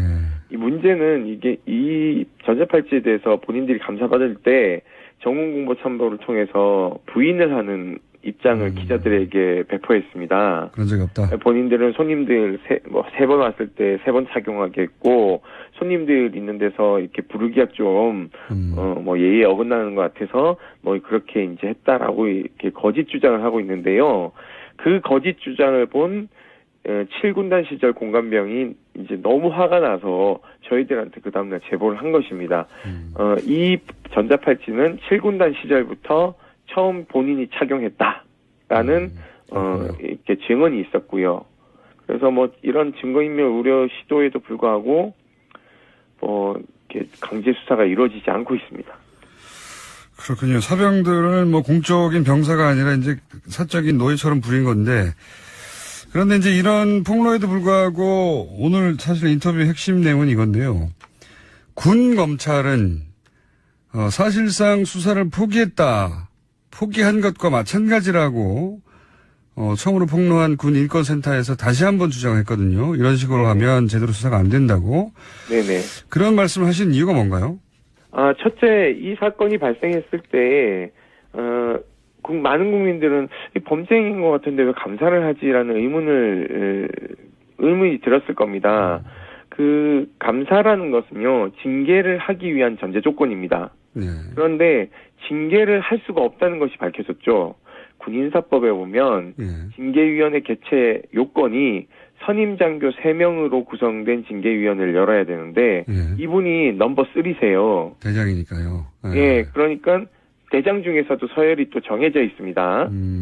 이분을 징계할 수 있는 징계권자는 합참의장과 육군참모총장밖에 없는 것이죠. 그러니까 한 명이 모자라는 겁니다. 이분보다 대장을 먼저 다신 분이 없는 거예요. 어허. 그러다 보니까 징계위원회 자체를 열 수가 없으니 이분은 내일 저녁 하시면 연금을 모두 다 가져가십니다. 그러니까 연금이란 건 본인이 내는 게 있고요. 절반이 있고 국가 세금으로 국민이 내는 세금으로 또 구성된 연금이 있어요. 그 절반을 모두 다 가져가시는 거죠. 통상적으로 징계에서 중징계, 예를 들면 파면이 되면 본인이 낸 비용만 가져가게 되어 있습니다. 국민 세금으로 이렇게 보조해준 연금은 박탈당하는 것이죠. 그렇기 때문에 사실상 이제 이 범죄자를 그냥 놔주는 형태가 되는 것이고요. 그러면은 이걸 뻔히 알면서도 왜 도대체 그럼 수사를 진행하지 않았는가라는 의혹이 있는데요. 네. 결국 이런 거 아니겠습니까? 장군들이 사용하는 꽁짓돈의 용처 이것이 다 발각될까봐 궁극적으로 430명이 되는 장군들의 꽁짓돈을 디펜스 해주기 위해서 국방부 검찰단장이 꼼수를 부린 것이다라는 게 거의 국방부 내나 군에 타다하게 퍼진 소문입니다. 왜냐하면 이분이 육사 출신이거든요. 육사 50기입니다. 그러니까 자기네들 장군들 보호하기 위해서인 거고, 또 하나는 이분은 윤일병 사망 사건 당시 육군의 그 고등검찰부장으로서 윤일병 사망 사건 축소 은폐에 지휘 라인에 있던 사람입니다. 수사 지휘 라인에. 검찰단장이요? 예, 그렇습니다. 당시 국방부 검찰단장. 예, 당시 육군 고등검찰부장이었거든요. 예. 그리고 여러분 뭐 좀 경악한 사건이 하나 더 있는데요. 특전사에서 고문 체험한다고 신발 주머니 뒤집어씌워서 부사관들 사망하게 한 사건 기억하실 겁니다. 이 사건 같은 경우에도 이 지시를 한 여단장이나 사령관에 대한 형사처벌이 필요한데 이분들은 형사 기소에서 다 제외했습니다. 입건조차 하지 않았던 사람이 이분입니다. 그리고 세 번째, 방산비리. 정말 열받죠. 이 방산비리를 무마하는 데 일조한 우병우가 이 지시한 것들을 다 실행한 사람이 또 이분들입니다. 그러니까 정권은 바뀌었는데 국방부 곳곳에서 이 박근혜 적폐 세력들이 암약하고 있는 것이죠. 그렇게 보시는 거군요. 근데 이제 국방부는 거기에 대해서 사실이 아니다. 뭐 제대로 수사할 것이다. 감사할 것이다. 이렇게 이제 반박 성명을 내긴 했는데 네. 지금 그 소장님은 아까 말씀하셨듯이 3인으로 구성한 선임 장교가 없고 아예. 네. 그리고 지금 장군들이 쓰는 어떤 쌈짓돈이 있는데 이게 네. 밝혀질까봐 두려워하고 그 사건이 워낙 커지니까. 게다가 네, 그렇죠. 육사 사실은 뭐 군의 주요 보직들은 육사가 다 차지하고 있죠. 육사 선배인 박사령관에 대해서도 봐주게 할 수밖에 없을 것이다. 이렇게 의심하시는 거잖아요. 네, 뭐 그런 것도 있고요. 네. 어제 뭐 대대적으로 막 30명의 수사관을 파견했다라고 얘기를 하지 않습니까? 네. 그런데 왜 도대체 30명을 파견하는데 압수수색 영장 하나 들여보내지 않았을까요? 이거 매우 중요한 건데요. 칼잡이가요. 칼을 두고 수사를 하러 간다? 예를 들어서 우리 집에 수사관들이 들이닥쳤다고 생각해 보십시오. 예. 내가 문을 열어줄까요? 안 열어줄까요? 수사관이 문 열어줘야죠. 아니죠. 압수수색 영장이 없으면 문을 열어줄 필요가 없습니다. 그 맞습니다. 예. 네, 그리고 문을 열어줬다 하더라도 예. 영장이 없으면 옷장이나 뒤질 수 이런 없죠. 거 예, 예. 못 뒤집니다. 그냥 그렇죠. 제가 주는 차 한잔 마시고 집에 가셔야 돼요. 그렇죠, 그렇죠. 자, 그러면 사성장군 앞에 가서 압수수색영장 하나 없이 별 4개짜리 앞에 수사관들이 전부 계급이 있습니다. 그렇죠. 뭐 상사이거나 뭐 준이거나 이래요. 네. 하늘 차이가 나는 계급 앞에서 머리 조아리고 차 한잔 얻어먹고 부대 공간 구경하다 올 일이지 이게 지금 국민 앞에서 쇼하는 거죠. 자, 보십시오. 김영란법 위반 소지가 있는 과도한 선물 세트, 전복, 인삼, 갈비 세트 이런 것들이 마구 들어왔대요. 그렇다고 하죠. 뇌물 네. 성격이 강합니다. 네. 두 번째, 공간에 냉장고가 9대, 10대 이렇게 되는데 이 냉장고는 그냥 우리가 평범한 작은 냉장고도 아니고 영업용 냉장고도 있고요. 예. 이 비용은 도대체 어디서 나왔는지. 아, 거기 이런 공간에 그 대장 부부가 사는데 냉장고 10대였대요? 예, 9대. 저희는 9대. 10대로 폭로했는데요. 가서 감사관들이 보니까 9대가 있더라고 얘기를 하더라고요. 두 사람이 있는데 9대 영업용 냉장고가 있었다고요? 뭐 김치용 냉장고 2대, 뭐 문짝이 4개 달린 영업용 그리고 가정용 4대, 뭐 어허. 냉동고 전용이 1대, 뭐 이렇게 있었대요. 그게 다 이제 선물용으로 받은 것들을 보관했을 것이다 이렇게 추정하시는 거죠? 그게 증언에 따르면 예. 선물용 보관을 다 하다 못해서 창고에서 썩어 나가는 과일도 많았고요. 아, 그리고 그거를 도저히 감당을 못해서 일주일에 한 번씩 다 공관병의 진술에 따르면 갈아엎었대요. 갈아엎었다는 건 냉장고 너무 안을. 아, 왜냐면 이 두 부부만 먹으니까 아들들은 한 명은 군대가 있고 한 명은 서울에 있으니까 이 두 부부가 음식을 아무리 빨리 먹어도 냉장고 9대 분량을 어떻게 일주일에 다 먹습니까? 그렇죠. 그러면서 공관병은 과일 한 쪽도 안 줬대요.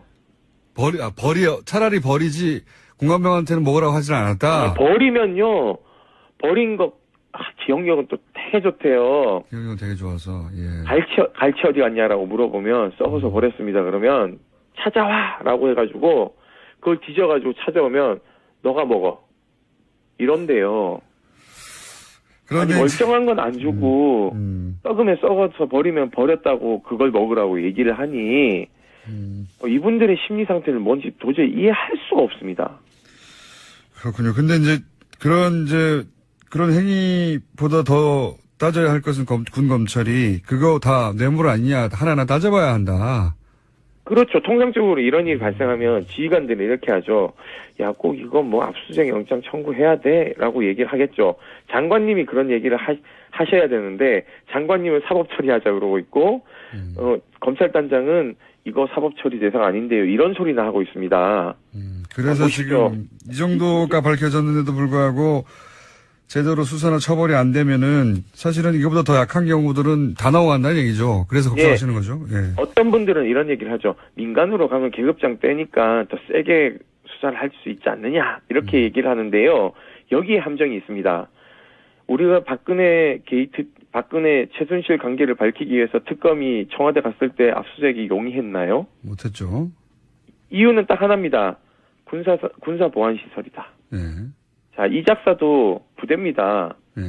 군사 보안 시설이에요. 예. 민간 검찰이 압수수색영장을 가지고 들어가도 집행도 불가능할 뿐더러 우리 법원이 거기는 군사보호 시설이라고 안 내줄 수도 있어요. 그럴 수도 있겠군요. 예. 자, 그러면은 그때부터는 이 증거 확보가 어렵고요. 또 하나, 이미 그때는 인사 발령이 났기 때문에 그곳에 다른 사령관이 입주해 있습니다. 그러면은 이 두 부부가 사용하던 흔적들은 다 사라지겠죠. 없어지게 되는 거예요. 자동적으로 증거 인멸이 되는 겁니다.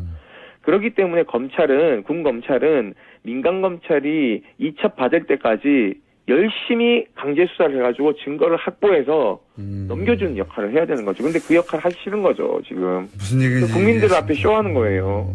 그래서 지금 연일 주장을 하시고 군 검찰을 제대로 수사하라고 지금 압박을 하시는 거군요. 아, 기억하셔야 됩니다. 구테타를 2번 일으켰고 정권을 여러 번 잡아서 국민들을 도탄에 빠뜨린 사람들의 후예입니다. 여전히 전두환 같은 사람들은 육사 행사 가가지고 사열도 하고 이래요. 세상이 바뀐 게 아닙니다. 알겠습니다. 군이 다 그런 건 아니겠지만 지금 이 사건에 관해서는 지금 말씀하신 정도로 처벌하지 않으면 군의 사실은 이건 대표 케이스일 뿐이겠죠. 군에 만연해 있겠죠. 이런 일들이. 그걸 이렇게까지 밝혀졌는데 처벌하지 못하면 안 된다. 이번 기회에 제대로 처벌을 해야 된다. 이런 말씀이신 거죠. 국방개혁의 한 축인 그 군사 분야도 있겠지만요. 하나의 축은 군 인권입니다. 이 두 축은 불가분의 관계로 엮여 있거든요. 한쪽이 무너져 내리면 한쪽도 당연히 무너져 내린다는 인식을 가져야 됩니다. 그래서 저는 문재인 정부의 국방개혁의 군인권 척도가 이 문제로부터 시작된다라고 저희는 판단하고 있고, 그렇기 때문에 이것은 발본에서 뿌리를 뽑아야지만이 건강한 장군들이 나라를 건강하게 지킬 수 있는 법입니다. 알겠습니다. 오늘 말씀 감사하고요. 제 생각에는 소장님하고 앞으로 인터뷰를 몇 번 더 해야 될 것도 같습니다. 저희 인터뷰 네네. 한 번으로 끝날 것 같지 않네요, 사안이. 네네. 알겠습니다. 오늘 여기까지 듣겠습니다. 감사합니다. 네, 감사합니다. 지금까지 군인권센터의 임태훈 소장이었습니다. 인문결 소장님, 임상훈 선생님 나오셨습니다. 안녕하십니까? 네, 안녕하십니까. 네. 외신을 다루는 시간입니다. 오늘은 주제가 뭡니까? 네, 몇 가지 좀 중요한 사안 좀 알려드리고, 그리고 또 다른 얘기도 해보겠습니다. 우리 이제 언론에서 많이 보도가 됐죠. 유엔에서 북한을 제재하기 위한 유엔 제재안이 통과가 됐습니다. 그래서 지금까지의 어떤 그 북한 제재안보다 이제 제일 강력하다 이렇게 평가가 나오고 있죠. 원유 공급 차단만 제외한 거의 모든 게 들어갔다. 북한의 총 그 수출액의 3분의 1 가량을 통제할 수 있을 정도의 강력한 건데, 그러니까 그동안 제한적으로 허용했던 석탄, 철광석 수출을 전면 차단하기로 했고요. 그다음에 금, 바나듐, 히토류 이런 것들은 이제 금지됐었는데 거기다가 납광석 이런 것까지 추가가 됐고, 수산물 수출도 전면 금지됐고요. 말씀하셨다시피 유류는 지금 빠져 있는데 그거는 아마도 이제 미국과 중국 사이에 마지막 어떤 그談판의 어떤 결과가 아니었을까. 그러니까 중국이 그것만큼 양보를 못하겠다. 그렇죠. 그걸 빼버리면 뭐 석탄 시절로 돌아가라는 얘기고, 그렇다는 얘기는 북한이 무기도 운영을 못하고. 그렇죠. 이제 좀 망하라는 얘기거든요. 중국 입장에서는 만약에 유류까지 금지를 한다 그러면 그것은 곧 그 붕괴로 이어질 것이다라고 판단을 하고 있는 것 같습니다. 난민이 대단히 발생할 것이다. 네. 뭐 그거를 무너질 것이다. 감당하기가 어려웠겠죠. 그 소식이 있었고. 그 외신에서도 크게 보도가 됐고요. 네. 그거는, 그리고 멀리 아프리카로 가보겠습니다. 아프리카요? 네. 간만에. 루안다. 루안다. 대통령이 독재자라고 불리는 그 양반이 또 아주 높은 지지로 당선됐습니다. 그렇습니다. 그러니까는 사실 그 독재자들 중에서는 지금 현재도 그렇고 이제 역대 독재자들 중에서는 그나마 그래도 통치를 좀 제대로 했던 독재자가 있고 독재하는데 거기 통치까지 말아먹은 독재자가 있었고 이제 두 부류가 있죠. 근데 이제 이 17년 통치를 했는데 또 한 번 당선이 됐어요. 성공적인 독재였다라고. 카가메 대통령이 이제 사실 이렇게, 뭐로 대통령을 하나 싶을 정도로 왕을 하지. 근데 어쨌든 간에 다시 이렇게 하게 돼가지고, 현재까지, 최고로 오래 집권하고 있는 사람, 지금 37년째 하고 있는 짐바브웨 대통령인데, 거기 그 2위입니다, 지금. 그러니까 카가메 대통령이 2위인데. 여기서 이제 독재도, 물론 뭐, 자신이 다시 출마할 수 있도록 그걸 바꾸긴 했지만, 그렇죠. 어쨌든 선거를 통해서 맞아요. 당선된 거예요. 굉장히 지지가 높고, 그럴 수밖에 없는 것이 사실 루안다 입장에서는 그 과거에 90년대에 굉장히 정말 그 국가가 붕괴될 정도의 어떤. 그렇죠. 내전이 있었죠. 제노사이드 있었고 굉장히 심각한 어떤 위기였는데 그런 것들을 그래도 이 대통령이 카가메 대통령이 많이 해결을 한 건 있어요. 그러다 보니까 이거에 어디냐. 그냥 그러니까요. 왕이다 생각하고 계속 뽑자. 이렇게 하고 있는 소식이 이제 루안다 소식이 있고요. 그냥 독재자라고 부르면 안 될 것 같고요. 장기 집권하기 위해 노력하고 있긴 한데, 그래서 자기가 법을 한 번인가 두 번인가 바꿨죠. 네, 현법을 바꿨어요. 두 번 바꿨죠. 다시 재출마할 수 있도록. 네네. 근데 이제 이게 이 양반한테 바로 독재자로 바로 딱지를 붙일 수 없는 게, 어쨌든 그런 다음에 국민투표를 해서 90몇 프로로 선출됐다는 겁니다. 맞습니다. 선거를 통해서 하기 때문에 뭐 어떻게 방법은 없어요. 뭐 정상적으로 국민들이 뽑은 건 맞습니다. 우리나라처럼 뭐 체육관에서 자기들끼리 뽑았다든가 그게 아니고 정말로 뽑았는데 선거했는데 뽑혔어요. 그래서 저는 독재자라고 알고 다른 걸 좀 만들어서 붙여야 된다. 뭔지는 모르겠습니다만. 네네. 어쨌든 간에 정식 그 제도 하에서 했으니까. 네. 그렇긴 하네요. 헌법 개정도 어쨌든 국민투표 해가지고 맞아, 개정했단 말이죠. 네, 그렇네요. 네. 선출직 장기 집권자 이 정도로 봐야 되겠습니다. 그러네. 장기 집권은 확실하고 글쎄 독재자는 좀 그러네요, 진짜. 그렇죠. 보통 네. 독재자라고 우리 언론에서는 바로 독재자라고 붙였던데 네. 저희가 이제 이런 그 분쟁 지역에 관심이 많잖아요. 워낙 외신 빠삭하시니까 네. 국제 소식에. 이 사람은 독재자라고 하기에는 아닌 것 같은데. 예. 올해 집권했다고 독재자 또 아프리카는 독재 얘기가 많이 나오니까요. 예. 맞습니다. 네. 정확한 지적이시네요. 초장기 집권자. 그리고 다 하여튼 선거를 했습니다. 자, 이번에는 남미로. 남미야. 오늘 남미 많이 합니다. 하면은 네. 어디 얘기할지 아시죠? 모르겠네요. 베네수엘라. 베네수엘라요? 베네수엘라가 차베스 이후로 지금 마두로 대통령이 들어선 이후 국가가 지금 거의 정말 이 나라도 큰일 났어요. 예. 거의 지금 내전으로 갈 정도로. 자기들끼리 막 장관 자르고 막 난리 났잖아요. 예. 그렇죠. 그러니까 차베스 대통령부터 이제 물론 모든 설명을 해야 이제 이해가 되시겠습니다만은 어쨌든 간에 굉장한 카리스마를 휘둘렀던 대통령이죠. 워낙 네. 그 석유 자원이 풍부하고 싼 값의 석유를 국유화시키면서 국민들 문맹률 낮추고 예. 빈민을 구제하고 이런 건 굉장히 인기가 높게 만든 어떤 그런 정책이었고, 그런데 이제 그런 과정에서 이 석유 관리를 잘못했죠. 예. 국유화하는 과정에서 잘못해가지고 흔들흔들하던 것이 그나마 그 어떤 카리스마로 버텼는데 마두로 대통령으로는 이게 안 됩니다. 그래가지고 급기야는 지금 그 반대 세력하고 거의 내전 상태까지 갈 정도로 사망자 물론 많이 나왔고요. 계속 이어지고 있습니다. 남미의 이 정치 불안의 뿌리를 막 파고 들어가면 어디 한 곳에 항상 미국이 있어요. 그렇죠. 왜냐하면은 이게 정리가 안 되는 이유가 왜 그러냐면은 결국은 지금 말씀하신 것처럼 과거에 70년대, 80년대 일대 그 남미가 미국의 뒷마당. 그렇죠. 그러니까는 뭐라고 할까요? 미국이 하고 싶은 건 여기서 다 했거든요. 그렇게 되면은 이 사람들이 현재 마두로 대통령 같은 경우처럼 실정에 어떤 뭐라고 할까 폭정에 그런데도 왜 국민들이 이걸 지지를 하느냐. 네. 이 답이 거기에 있거든요. 미국이 그러니까 이 사람들의 그 반미 감정이 예. 아주 정말 우리가 상상한 이상이에요. 네. 그렇기 때문에 맞습니다. 반미를 기치로 이렇게 올라서면은 일정한 지지를 받고 있다는 거예요. 남미에서 미국이 이제 과거에 정유수련이나 또 송유관이나 이권 때문에 정권 좌지우지하고 뒤엎고 하는 경우가 워낙 많았기 때문에 그걸 기억하는 국민들의 반미 정서 혹은 또 정반대로 그 이권을 통해서 먹고 살았던 또 친미 세력 이 갈등이 남미는 거의 모든 국가에 다 뿌리 깊이 박혀 있거든요. 네, 그렇죠. 네.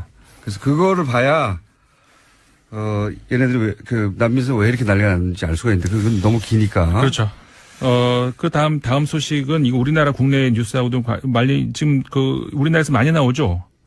이런 말 들어보셨나요? 과거에 극중주의? 갑자기 또 극중주의로. 예. 네. 처음 나온 말이죠, 이건. 전 세계적으로 최초라고 봅니다. 울트라 센터. 정확하게 얘기하면은 예. 최초는 아닙니다. 그래요? 이게 학문 용어로 분명히 있었어요. 아, 그래요? 네. 어디서 처음 나왔느냐? 난 그래서 설마 했는데 거기서 안철수 전 대표가 프랑스 이야기를 꺼내더라고요. 네. 그러니까 진짜로 프랑스에서 인용을 했구나라고 좀 확인을 했습니다만 이게 프랑스에서 나온 말이거든요. 아니, 나온 말이군요. 예.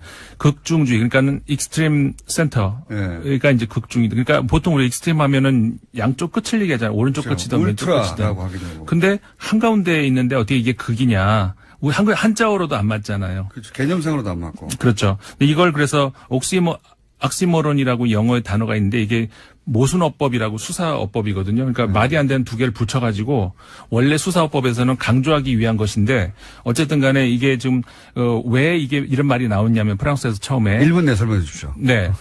프랑스 혁명 직후에 예. 혁명파와 왕당파와 극단적인 대립을 하지 않았습니까? 네. 그러니까는 그거를 이쪽도 안 되겠다 싶어가지고 이 가운데에서 그냥 정치인들 다 빠지고 그냥 관료들이 알아서 할게라고 하면서 그 가운데에서 가만히 있는 그러니까는 이념이 없다는 얘기죠. 이념이 없이 그냥 관료들이 정치를 하겠다는 그런 발상에서 나온 그거를 비판하기 위해서 나온 용어가 극중주의라는 용어거든요. 비판하기 위해서. 예, 이게 원래 그러니까 프랑스에서 비판하기 위해서 피에르 세르나라고 하는 학자가 현존하고 있는 학자입니다. 우리나라에도 왔었고요.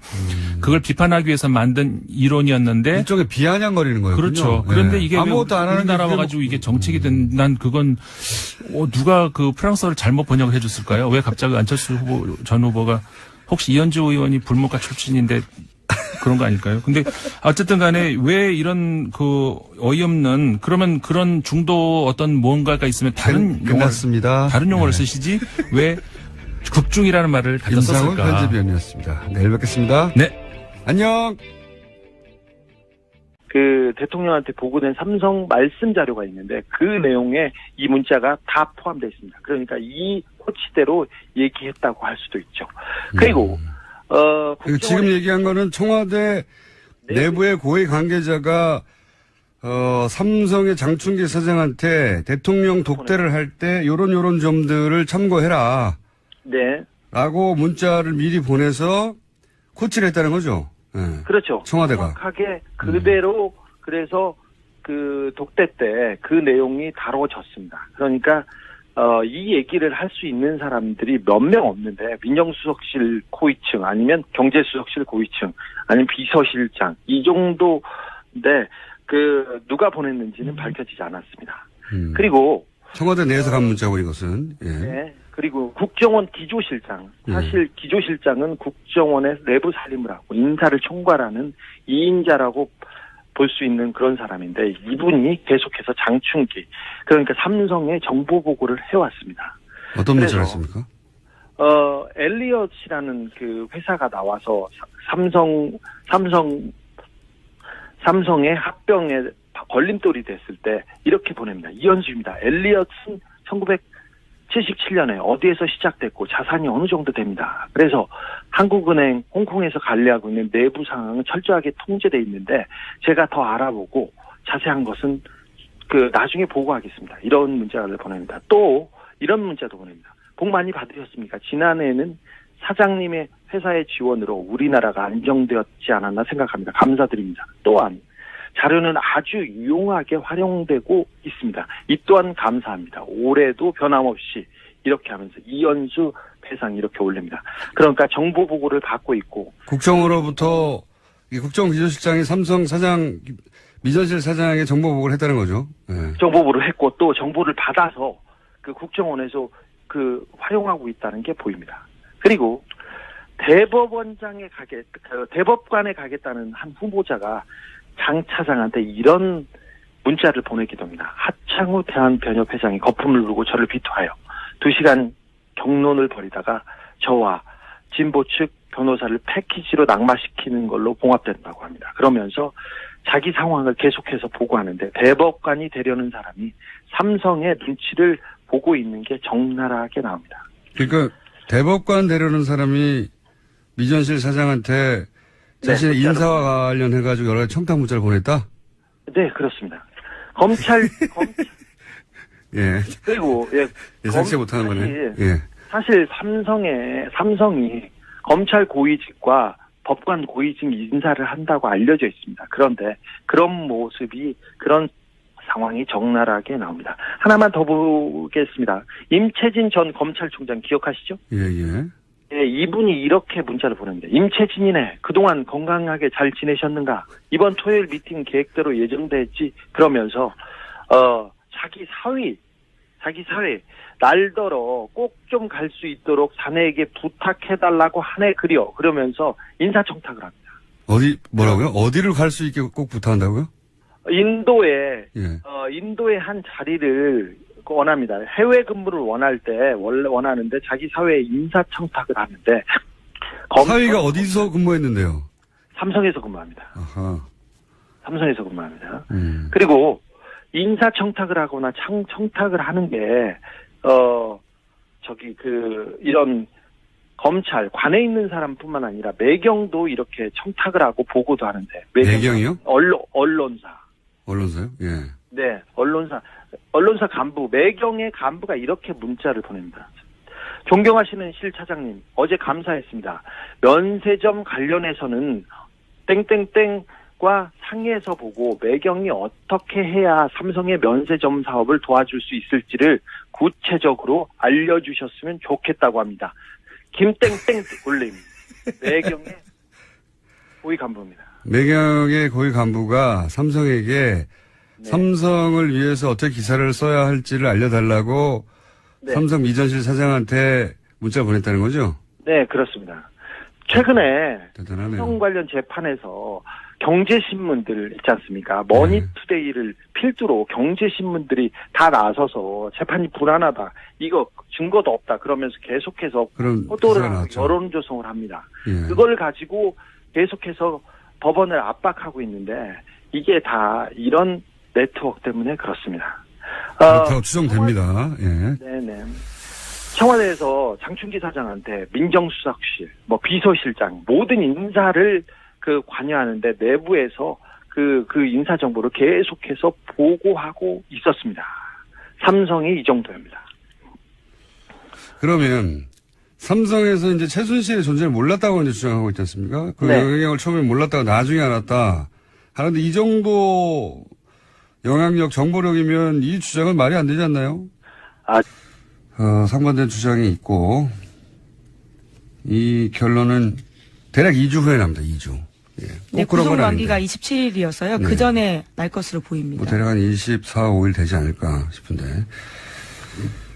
2주 후에나 결론이 납니다. 1심 결론이죠, 물론. 자, 다음 뉴스는요. 네, 국가정보원 적폐청산 TF 관련된 소식도 계속 전해드리고 있습니다. 이와 관련해서 또 뉴스가 나왔는데요. 2009년에서 2012년 당시 국정원이 민간인으로 구성된 사이버 외곽팀 구성했다라는 건 전해드린 바가 있습니다. 그런데 별도로 그 밖에요. 온라인 여론조작팀을 운영한 사실이 파악돼서 조사 중이라는 겁니다. 그러니까 이미 드러난 사이버 외곽팀 30개는 국정원 전체 여론조작 조직의 일부에 불과하다라는 겁니다. 제가 그렇지 않습니까? 네.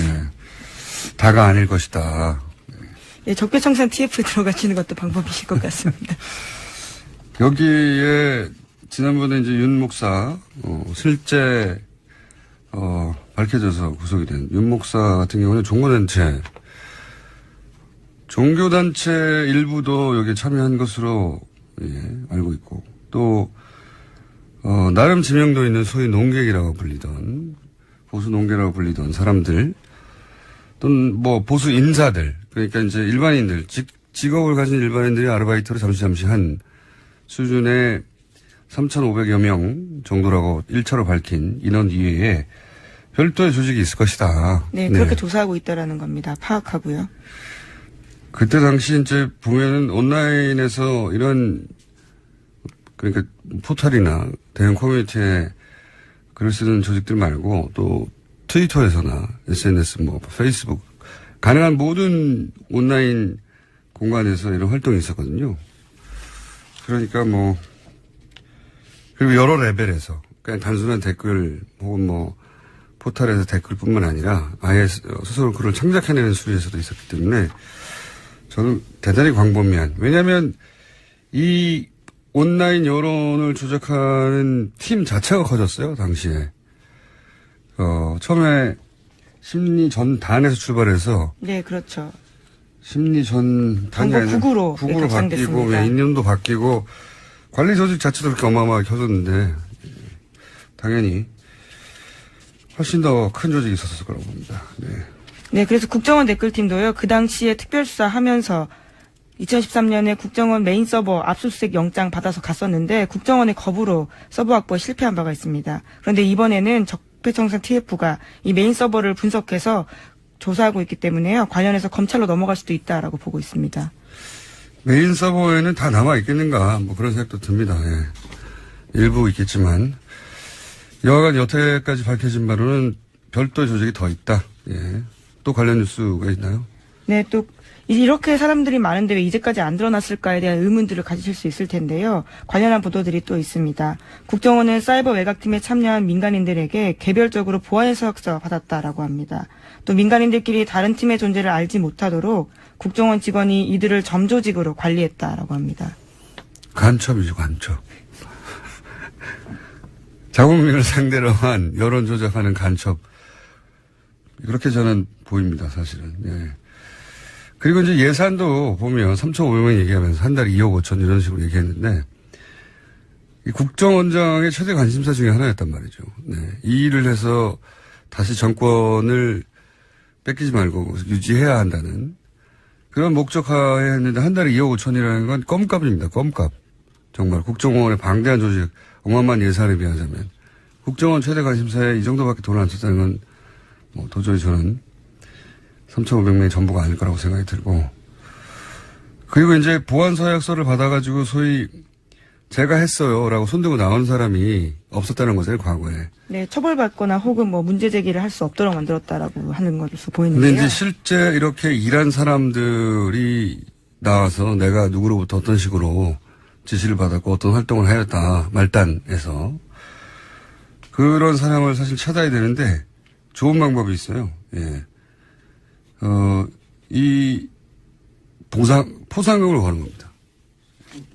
누구에 대한 나와서 내가 보안사약서를 쓰고 그런 아르바이트를 했다는 사람한테 면책을 주고 포상금도 1억 이상 줘요. 예. 1억 이상. 아주 크게 걸어서 수많은 사람들이 자진해서 나올 거라고 봅니다. 이게 이제 그 민간에서 왜 댓글 가지고 크게 소송이 걸린 적 있지 않습니까? 네, 지금도 하고 있죠. 예, 모강사가 라이벌. 네, 사교육 시장에서는 꽤 큰 이슈입니다. 예, 라이벌 업체에서 대규모 댓글 단을 돌렸는데 잡을 수가 없잖아요. 이게 국정원이 꼭 해서 잡을 수가 없는 게 아니라 아이디를 추적하고 하는 게 되게 굉장히 어렵단 말이죠. PC방에서 하고 그러면. 그래서 억대 포상금을 걸었더니 나타났어요. 그래서 가지고 있는 모든 정보를 그런 일이 있거든요. 안녕하세요. 김어준입니다. 정부의 탈원전 정책 결정은 공론화위원회를 거칩니다.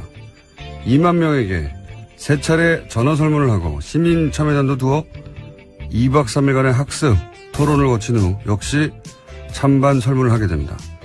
정부 정책을 놓고 이런 전례 없는 실험을 하는 이유는 국가 에너지 정책이 근본적으로 바뀔 수 있기 때문이죠. 이 과정에서 많은 논점이 등장하겠죠.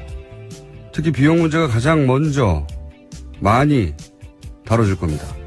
원전의 전기 생산 단가와 재생에너지의 생산 단가가 비교되고 재생에너지의 단가가 몇 년 이내에 얼마나 저렴해질 것인가를 두고 갑론을박이 있을 겁니다.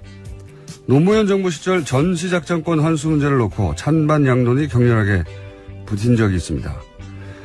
당시 반대론자의 주장 골자가 그랬습니다. 전시작전권을 우리가 행사하려면 군 전력을 강화해야 해서 로켓 구매에 얼마, 전투기에 얼마, 구축함에 얼마, 잠수함에 얼마가 든다. 그러니까 미군에게 전시작전권을 주는 것이 더 싸게 먹힌다. 이후 보수 정권은 전시작전권 전환을 연기하면서 같은 논리를 세웠습니다. 전환을 연기하는 것이 국방비 절감에 도움이 된다. 어떤 나라가 돈을 아낀다고 자기 나라 군대의 지휘권을 다른 나라에 넘기나요? 돈이 싸게 먹힌다고 자국민들에게 목숨을 걸고 전장에 나가라 명령하는 권한을 다른 나라에 주자는 발상을 아무렇지도 않게 하는 사고방식.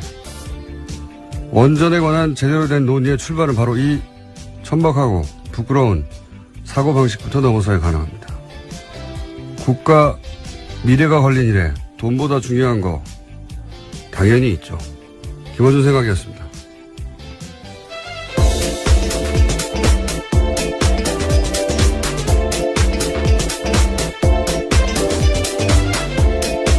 시사인의 김은지입니다. 목소리가 월요일 목소리가 아닌데요? 어떤 의미신가요? 목소리가 맑아요. 아, 말단이 감사합니다. 네. 그래도 크게 맑지는 않습니다. 네, 동의합니다. 자, 시사인의 김은지 기자 했나요? 네, 했습니다. 제가 맑지가 않습니다. 정신이. 자, 첫 번째 뉴스는요? 네, 오늘 이재용 삼성전자 부회장의 재판이 마무리됩니다. 지난 2월 28일 재판에 넘겨진 이재용 부회장의 결심 공판이 오늘 오후 2시에 열리는 건데요.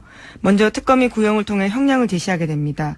이어서 변호인단이 최종 변론을 하고 이재용 부회장 등 피고인들이 최후 진술을 합니다. 최근 대법원 규칙 개정이 바뀌어서요. 주요 사건 1심, 2심 선고 생중계 가능해졌는데요. 이달 말로 예정된 이 부회장의 선고가 중계될지 여부도 관심을 갖고 있습니다. 한 5개월 걸렸네요. 5개월 걸렸고, 예.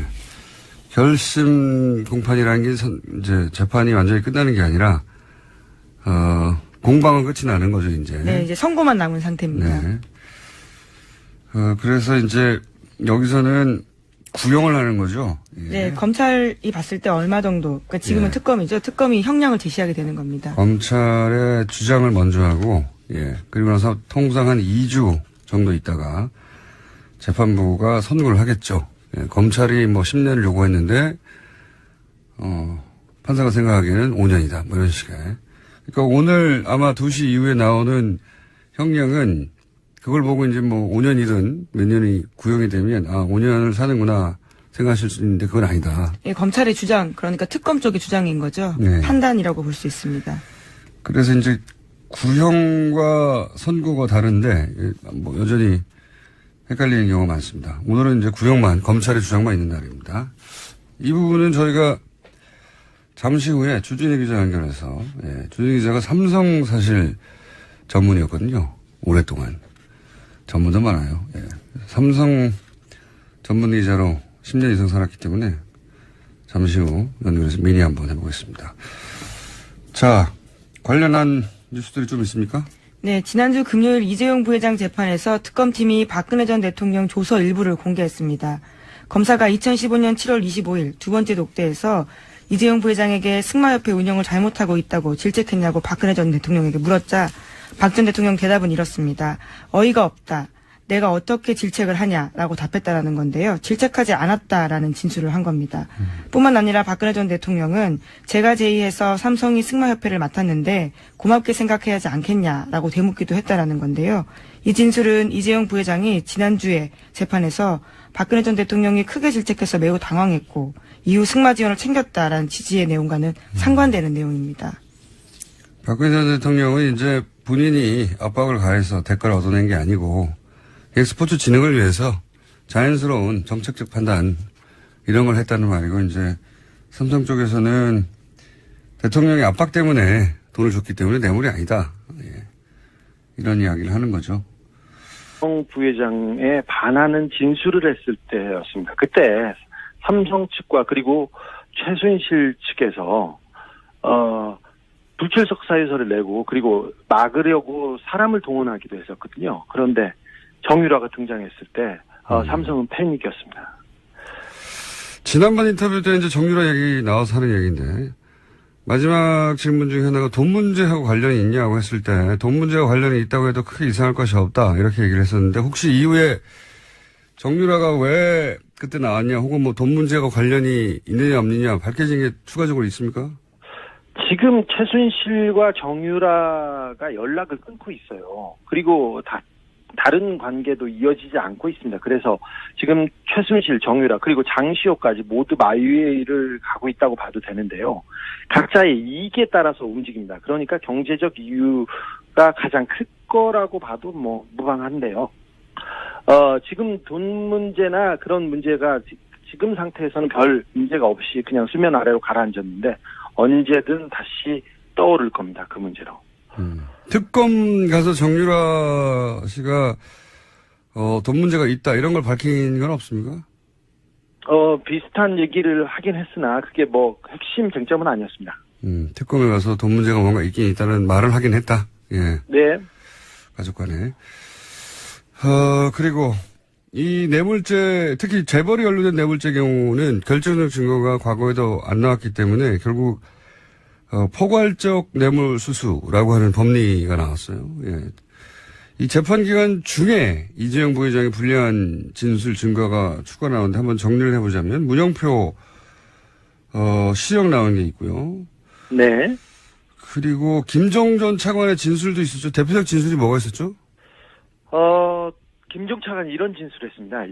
제가 2015년 7일, 8월에 박상진, 그러니까 삼성 사장입니다. 박상진이 정유라 지원을 위해 독일로 출국할 무렵 박상진하고 통화했는데 박상진이 박근혜 대통령이 갑자기 이재용에게 정유라가 올림픽 나갈 수 있도록 지원해달라고 요청했다고 말해서 깜짝 놀랐던 기억이 있다.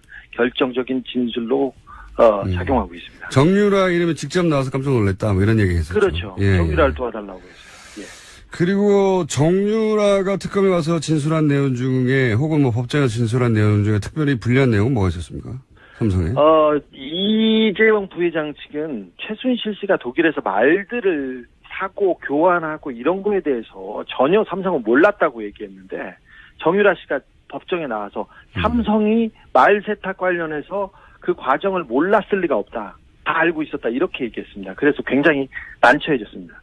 청와대 문건 나온 것 중에 혹시 법정에 제출됐거나 한 것 중에 이 언론이 제대로 보도되지 않았는데 불리한 내용은 또 뭐가 있었습니까?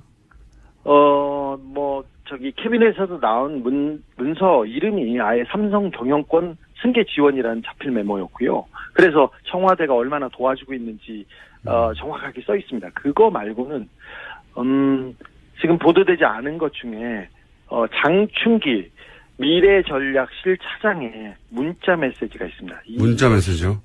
예, 빼도 박도 못할 스모킹건입니다. 사실 뇌물을 주고 인증샷 찍지 않지 않습니까? 그래서 직접 증거, 결정적인 증거는 없습니다, 사실. 근데 정황상 증거를 다 따져야 되는데 이번 뇌물 사건처럼 증거가 많은 경우가 드뭅니다. 재벌 관련해서는 이 정도면 굉장히 많이 나온 거라고 얘기들 하는데, 자. 네.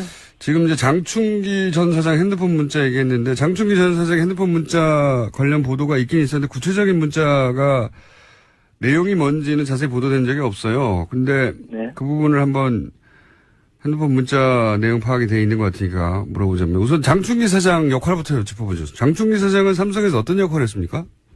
장충기 사장은 미래전략실의 사장급 임원이었는데, 정보와 대관, 그러니까, 정부 부서를 관리하는 그런 업무를 했습니다. 민관 할 때 대관. 그렇습니다. 네. 정보와 정부를 담당했었다. 예. 네. 자, 그러면 이 장충기 사장 핸드폰에서 아마 특검 수사 과정에서 밝혀진 것 같은데, 장충기 사장 핸드폰에서 나온 문자들이 어떤 게 있습니까? 좀 구체적으로 짚어보자면? 이재용 부회장과 박근혜 대통령의 독대 관련된 내용이 있는데 청와대 내부자가 이렇게 문자를 보냅니다. 청와대 내부자 누굽니까? 지금 지금 그 내부자는 밝혀지지 않았는데 비서실 혹은 민정실의 최고위급 인사로 생각됩니다. 이렇게 문자를 보냅니다. 장 선배님, 불쑥 죄송합니다. 오늘 11시 BH 회동 관련해 참고하세요. 그렇게 해서 문자를 쭉 보냅니다. 그리고 다른 분이 아무래도 지금 VIP가 가장 중요한 게 노동개혁이니까 그에 대한 협조를 밝히면 좋아할 것 같습니다. 이렇게 얘기를 하고 대통령 휴가에 대해서 얘기합니다. 사실 2015년 7월 25일에 네, 여기서는 여기 역시 가능하다고 봅니다. 참조해 주십시오. TF팀. 자, 또 있습니까? 다른 뉴스가? 네, 이명박 전 대통령 쪽 반응에 대한 뉴스도 있는데요. 공식 반응을 내놓진 않았지만 측근들이 정치보복이라면서 반발하고 있다라는 겁니다. 이명박 전 대통령 쪽 한 인사는 대응할 가치조차 없다. 국정원이 그렇게 할 일이 없냐라는 불쾌감을 감추지 못했다라고 하고요. 댓글팀이 없었다는 겁니까? 대응할 가치가 없었다라고 하는 것 봐서는요. 거기에 대한 대답은 하지 않은 것으로 보입니다. 대응하죠. 국정원 그렇게 할 일이 없냐. 국정원 그렇게 할 일이 없냐는 얘기가 댓글팀이 없었다는 반응처럼 보여지는데. 네, 뿐만 아니라 예. 친이계 인사들도 정치와 절연하겠다라는 국정원이 여론몰이 공작에 나섰다라면서 반발하고 있습니다. 그러면서 끊임없이 과거 정부의 일을 들춰내는 것이야말로 적폐의 악순환이다. 이렇게 목소리를 높이고 있다고 합니다. 네. 목소리를 높이시죠. 네. 떨고 있겠죠. 자, 이런 반응은 나올 수 있는데 반응이 설득력을 갖기는 어려울 것 같습니다. 자, 다음 뉴스는요? 네, 어제 유엔 안전보장이사의 긴급회의가 열렸습니다. 유엔이 북한에 대한 강도 높은 제재안을 다시 내놓은 건데요. 북한의 주력 수출품인 석탄과 철광석 등 주요 광물과 수산물의 수출이 전면 금지됐습니다. 또 북한의 연간 수출액의 3분의 1에 해당하는 자금 차단 효과가 있을 것으로 보이는데요. 다만 애초 예상됐던 대북 원유 수출 금지 조항은 중국과 러시아의 반대로 빠졌습니다.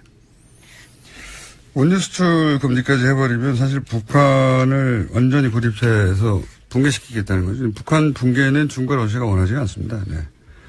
기본적으로. 어마어마한 난민이 1,000만 명 단위로 발생할 수도 있고, 그리고 그 지역에서의 권력 공백, 권력 공백이 불안정해지면 복지전도 있을 수 있고, 미국이야 저 멀리 떨어져 있는 태평양 건너 땅이지만 중국 러시아는 다 연결돼 있잖아요. 예.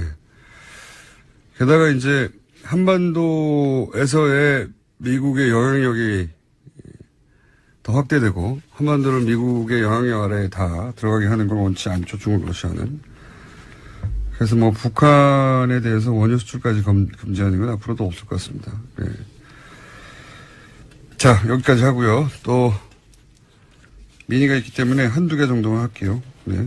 네, 국민의당 당대표 출마 선언한 당권주자 3명이요. 어제 잇따라 기자회견 열었습니다. 안철수 전 대표의 출마 정당성 여부를 놓고 설전을 벌인 건데요. 먼저 안철수 전 대표는 이렇게 말했습니다. 심장이 정지돼 쓰러진 환자는 전기 충격을 줘야 살아난다.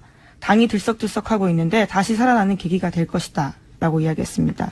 또 독배를 마시는 심정으로 출마했다면서 자신은 당과 운명을 같이 하겠다라고도 밝혔는데요. 이에 대해서 천정배 전 대표와 정동영 의원이 비판했습니다. 천정배 전 대표 같은 경우에는요, 누울 자리를 구분하지 못하는 몰상식한, 몰염치한 출마다라고 비판을 했습니다. 뿐만 아니라 대선에서 패배한 후보가 다시 들어간다는 것은 구태 중의 구태다라는 이야기도 했습니다. 정동영 의원 같은 경우에는 지난 1년 6개월간 사당하의 그늘에서 지지율 성적표가 5%가 되었다면서 이런 지도력으로 1, 2년 더 당을 이끈다고 하는 것은 소멸로 간다. 이렇게 비판했습니다. 당대표 자리를 놓고 이제 다투는 분들이니까, 예, 이런 반응들이 격하게 오가는 거죠. 예. 전기 충격을 줘야 살아난다. 본인이 전기인 거죠. 뭐 지금의 비유로 보면 그렇습니다. 예, 본인이 전기 장어 정도 되는. 네, 환자는 지금 국민의당을 뜻하는 거고요. 예. 전기맨 선언이네요. 예. 안철수 전 대표 정치인이 다 됐어요. 예. 원래 이제 제가 오랫동안 만나본 정치인들이 다른 직업군과 가장 큰 결정적인 차이점이 뭐냐면 어떤 불리한 상황도 자기 합리화를 한다는 거거든요. 예. 그게 안 되면 정치를 못 해요. 사실은. 굉장히 특별한 정신세계를 가진 분인데 태양이 자기 중심으로 도는 거거든요. 안철수 대표의 출마는 국민의당 태양은 나를 중심으로 둔다는 선언이죠. 예. 전기맨으로서. 여기까지 하고, 왜냐하면 저희가 또 이상돈 의원을 연결할 거기 때문에. 자, 민의로 준비한 주진우 기자, 아까 얘기한 삼성 관련해서 연결해 보겠습니다. 삼성 이재용 부회장 5개월간 재판이 오늘 2시에 결심 공판을 끝으로 이제 마무리가 되는 거죠. 삼성과 특검, 네, 오랫동안 취해온 주진우 기자 연결해서 이재용 부회장의 뇌물공여 재판 요약해서 좀 짚어보겠습니다. 주진우 기자. 안녕하십니까. 네, 어색한 주진우 기자 연결됐습니다. 자, 네. 구속 만기가 8월 27일이고, 통상 2주 후에 선고가 나오니까 대략 24, 25 선고가 되겠죠? 네. 제가 이제 물어보고 싶은 건 오랜 시간 삼성을 취재해왔는데, 삼성 취재원도 꽤 있는 걸 알아요. 이번 재판 관련해서 삼성이 크게 중간에 당황하거나 한 적이 있습니까? 그런 순간들? 문영표 전 장관이 그 실형을 받았을 때 놀랐고요. 그리고 청와대에서 캐비넷에서 문건이 나왔을 때 놀랐습니다. 근데 가장 크게 놀란 것은 정유라가 법정에 나와서 이재용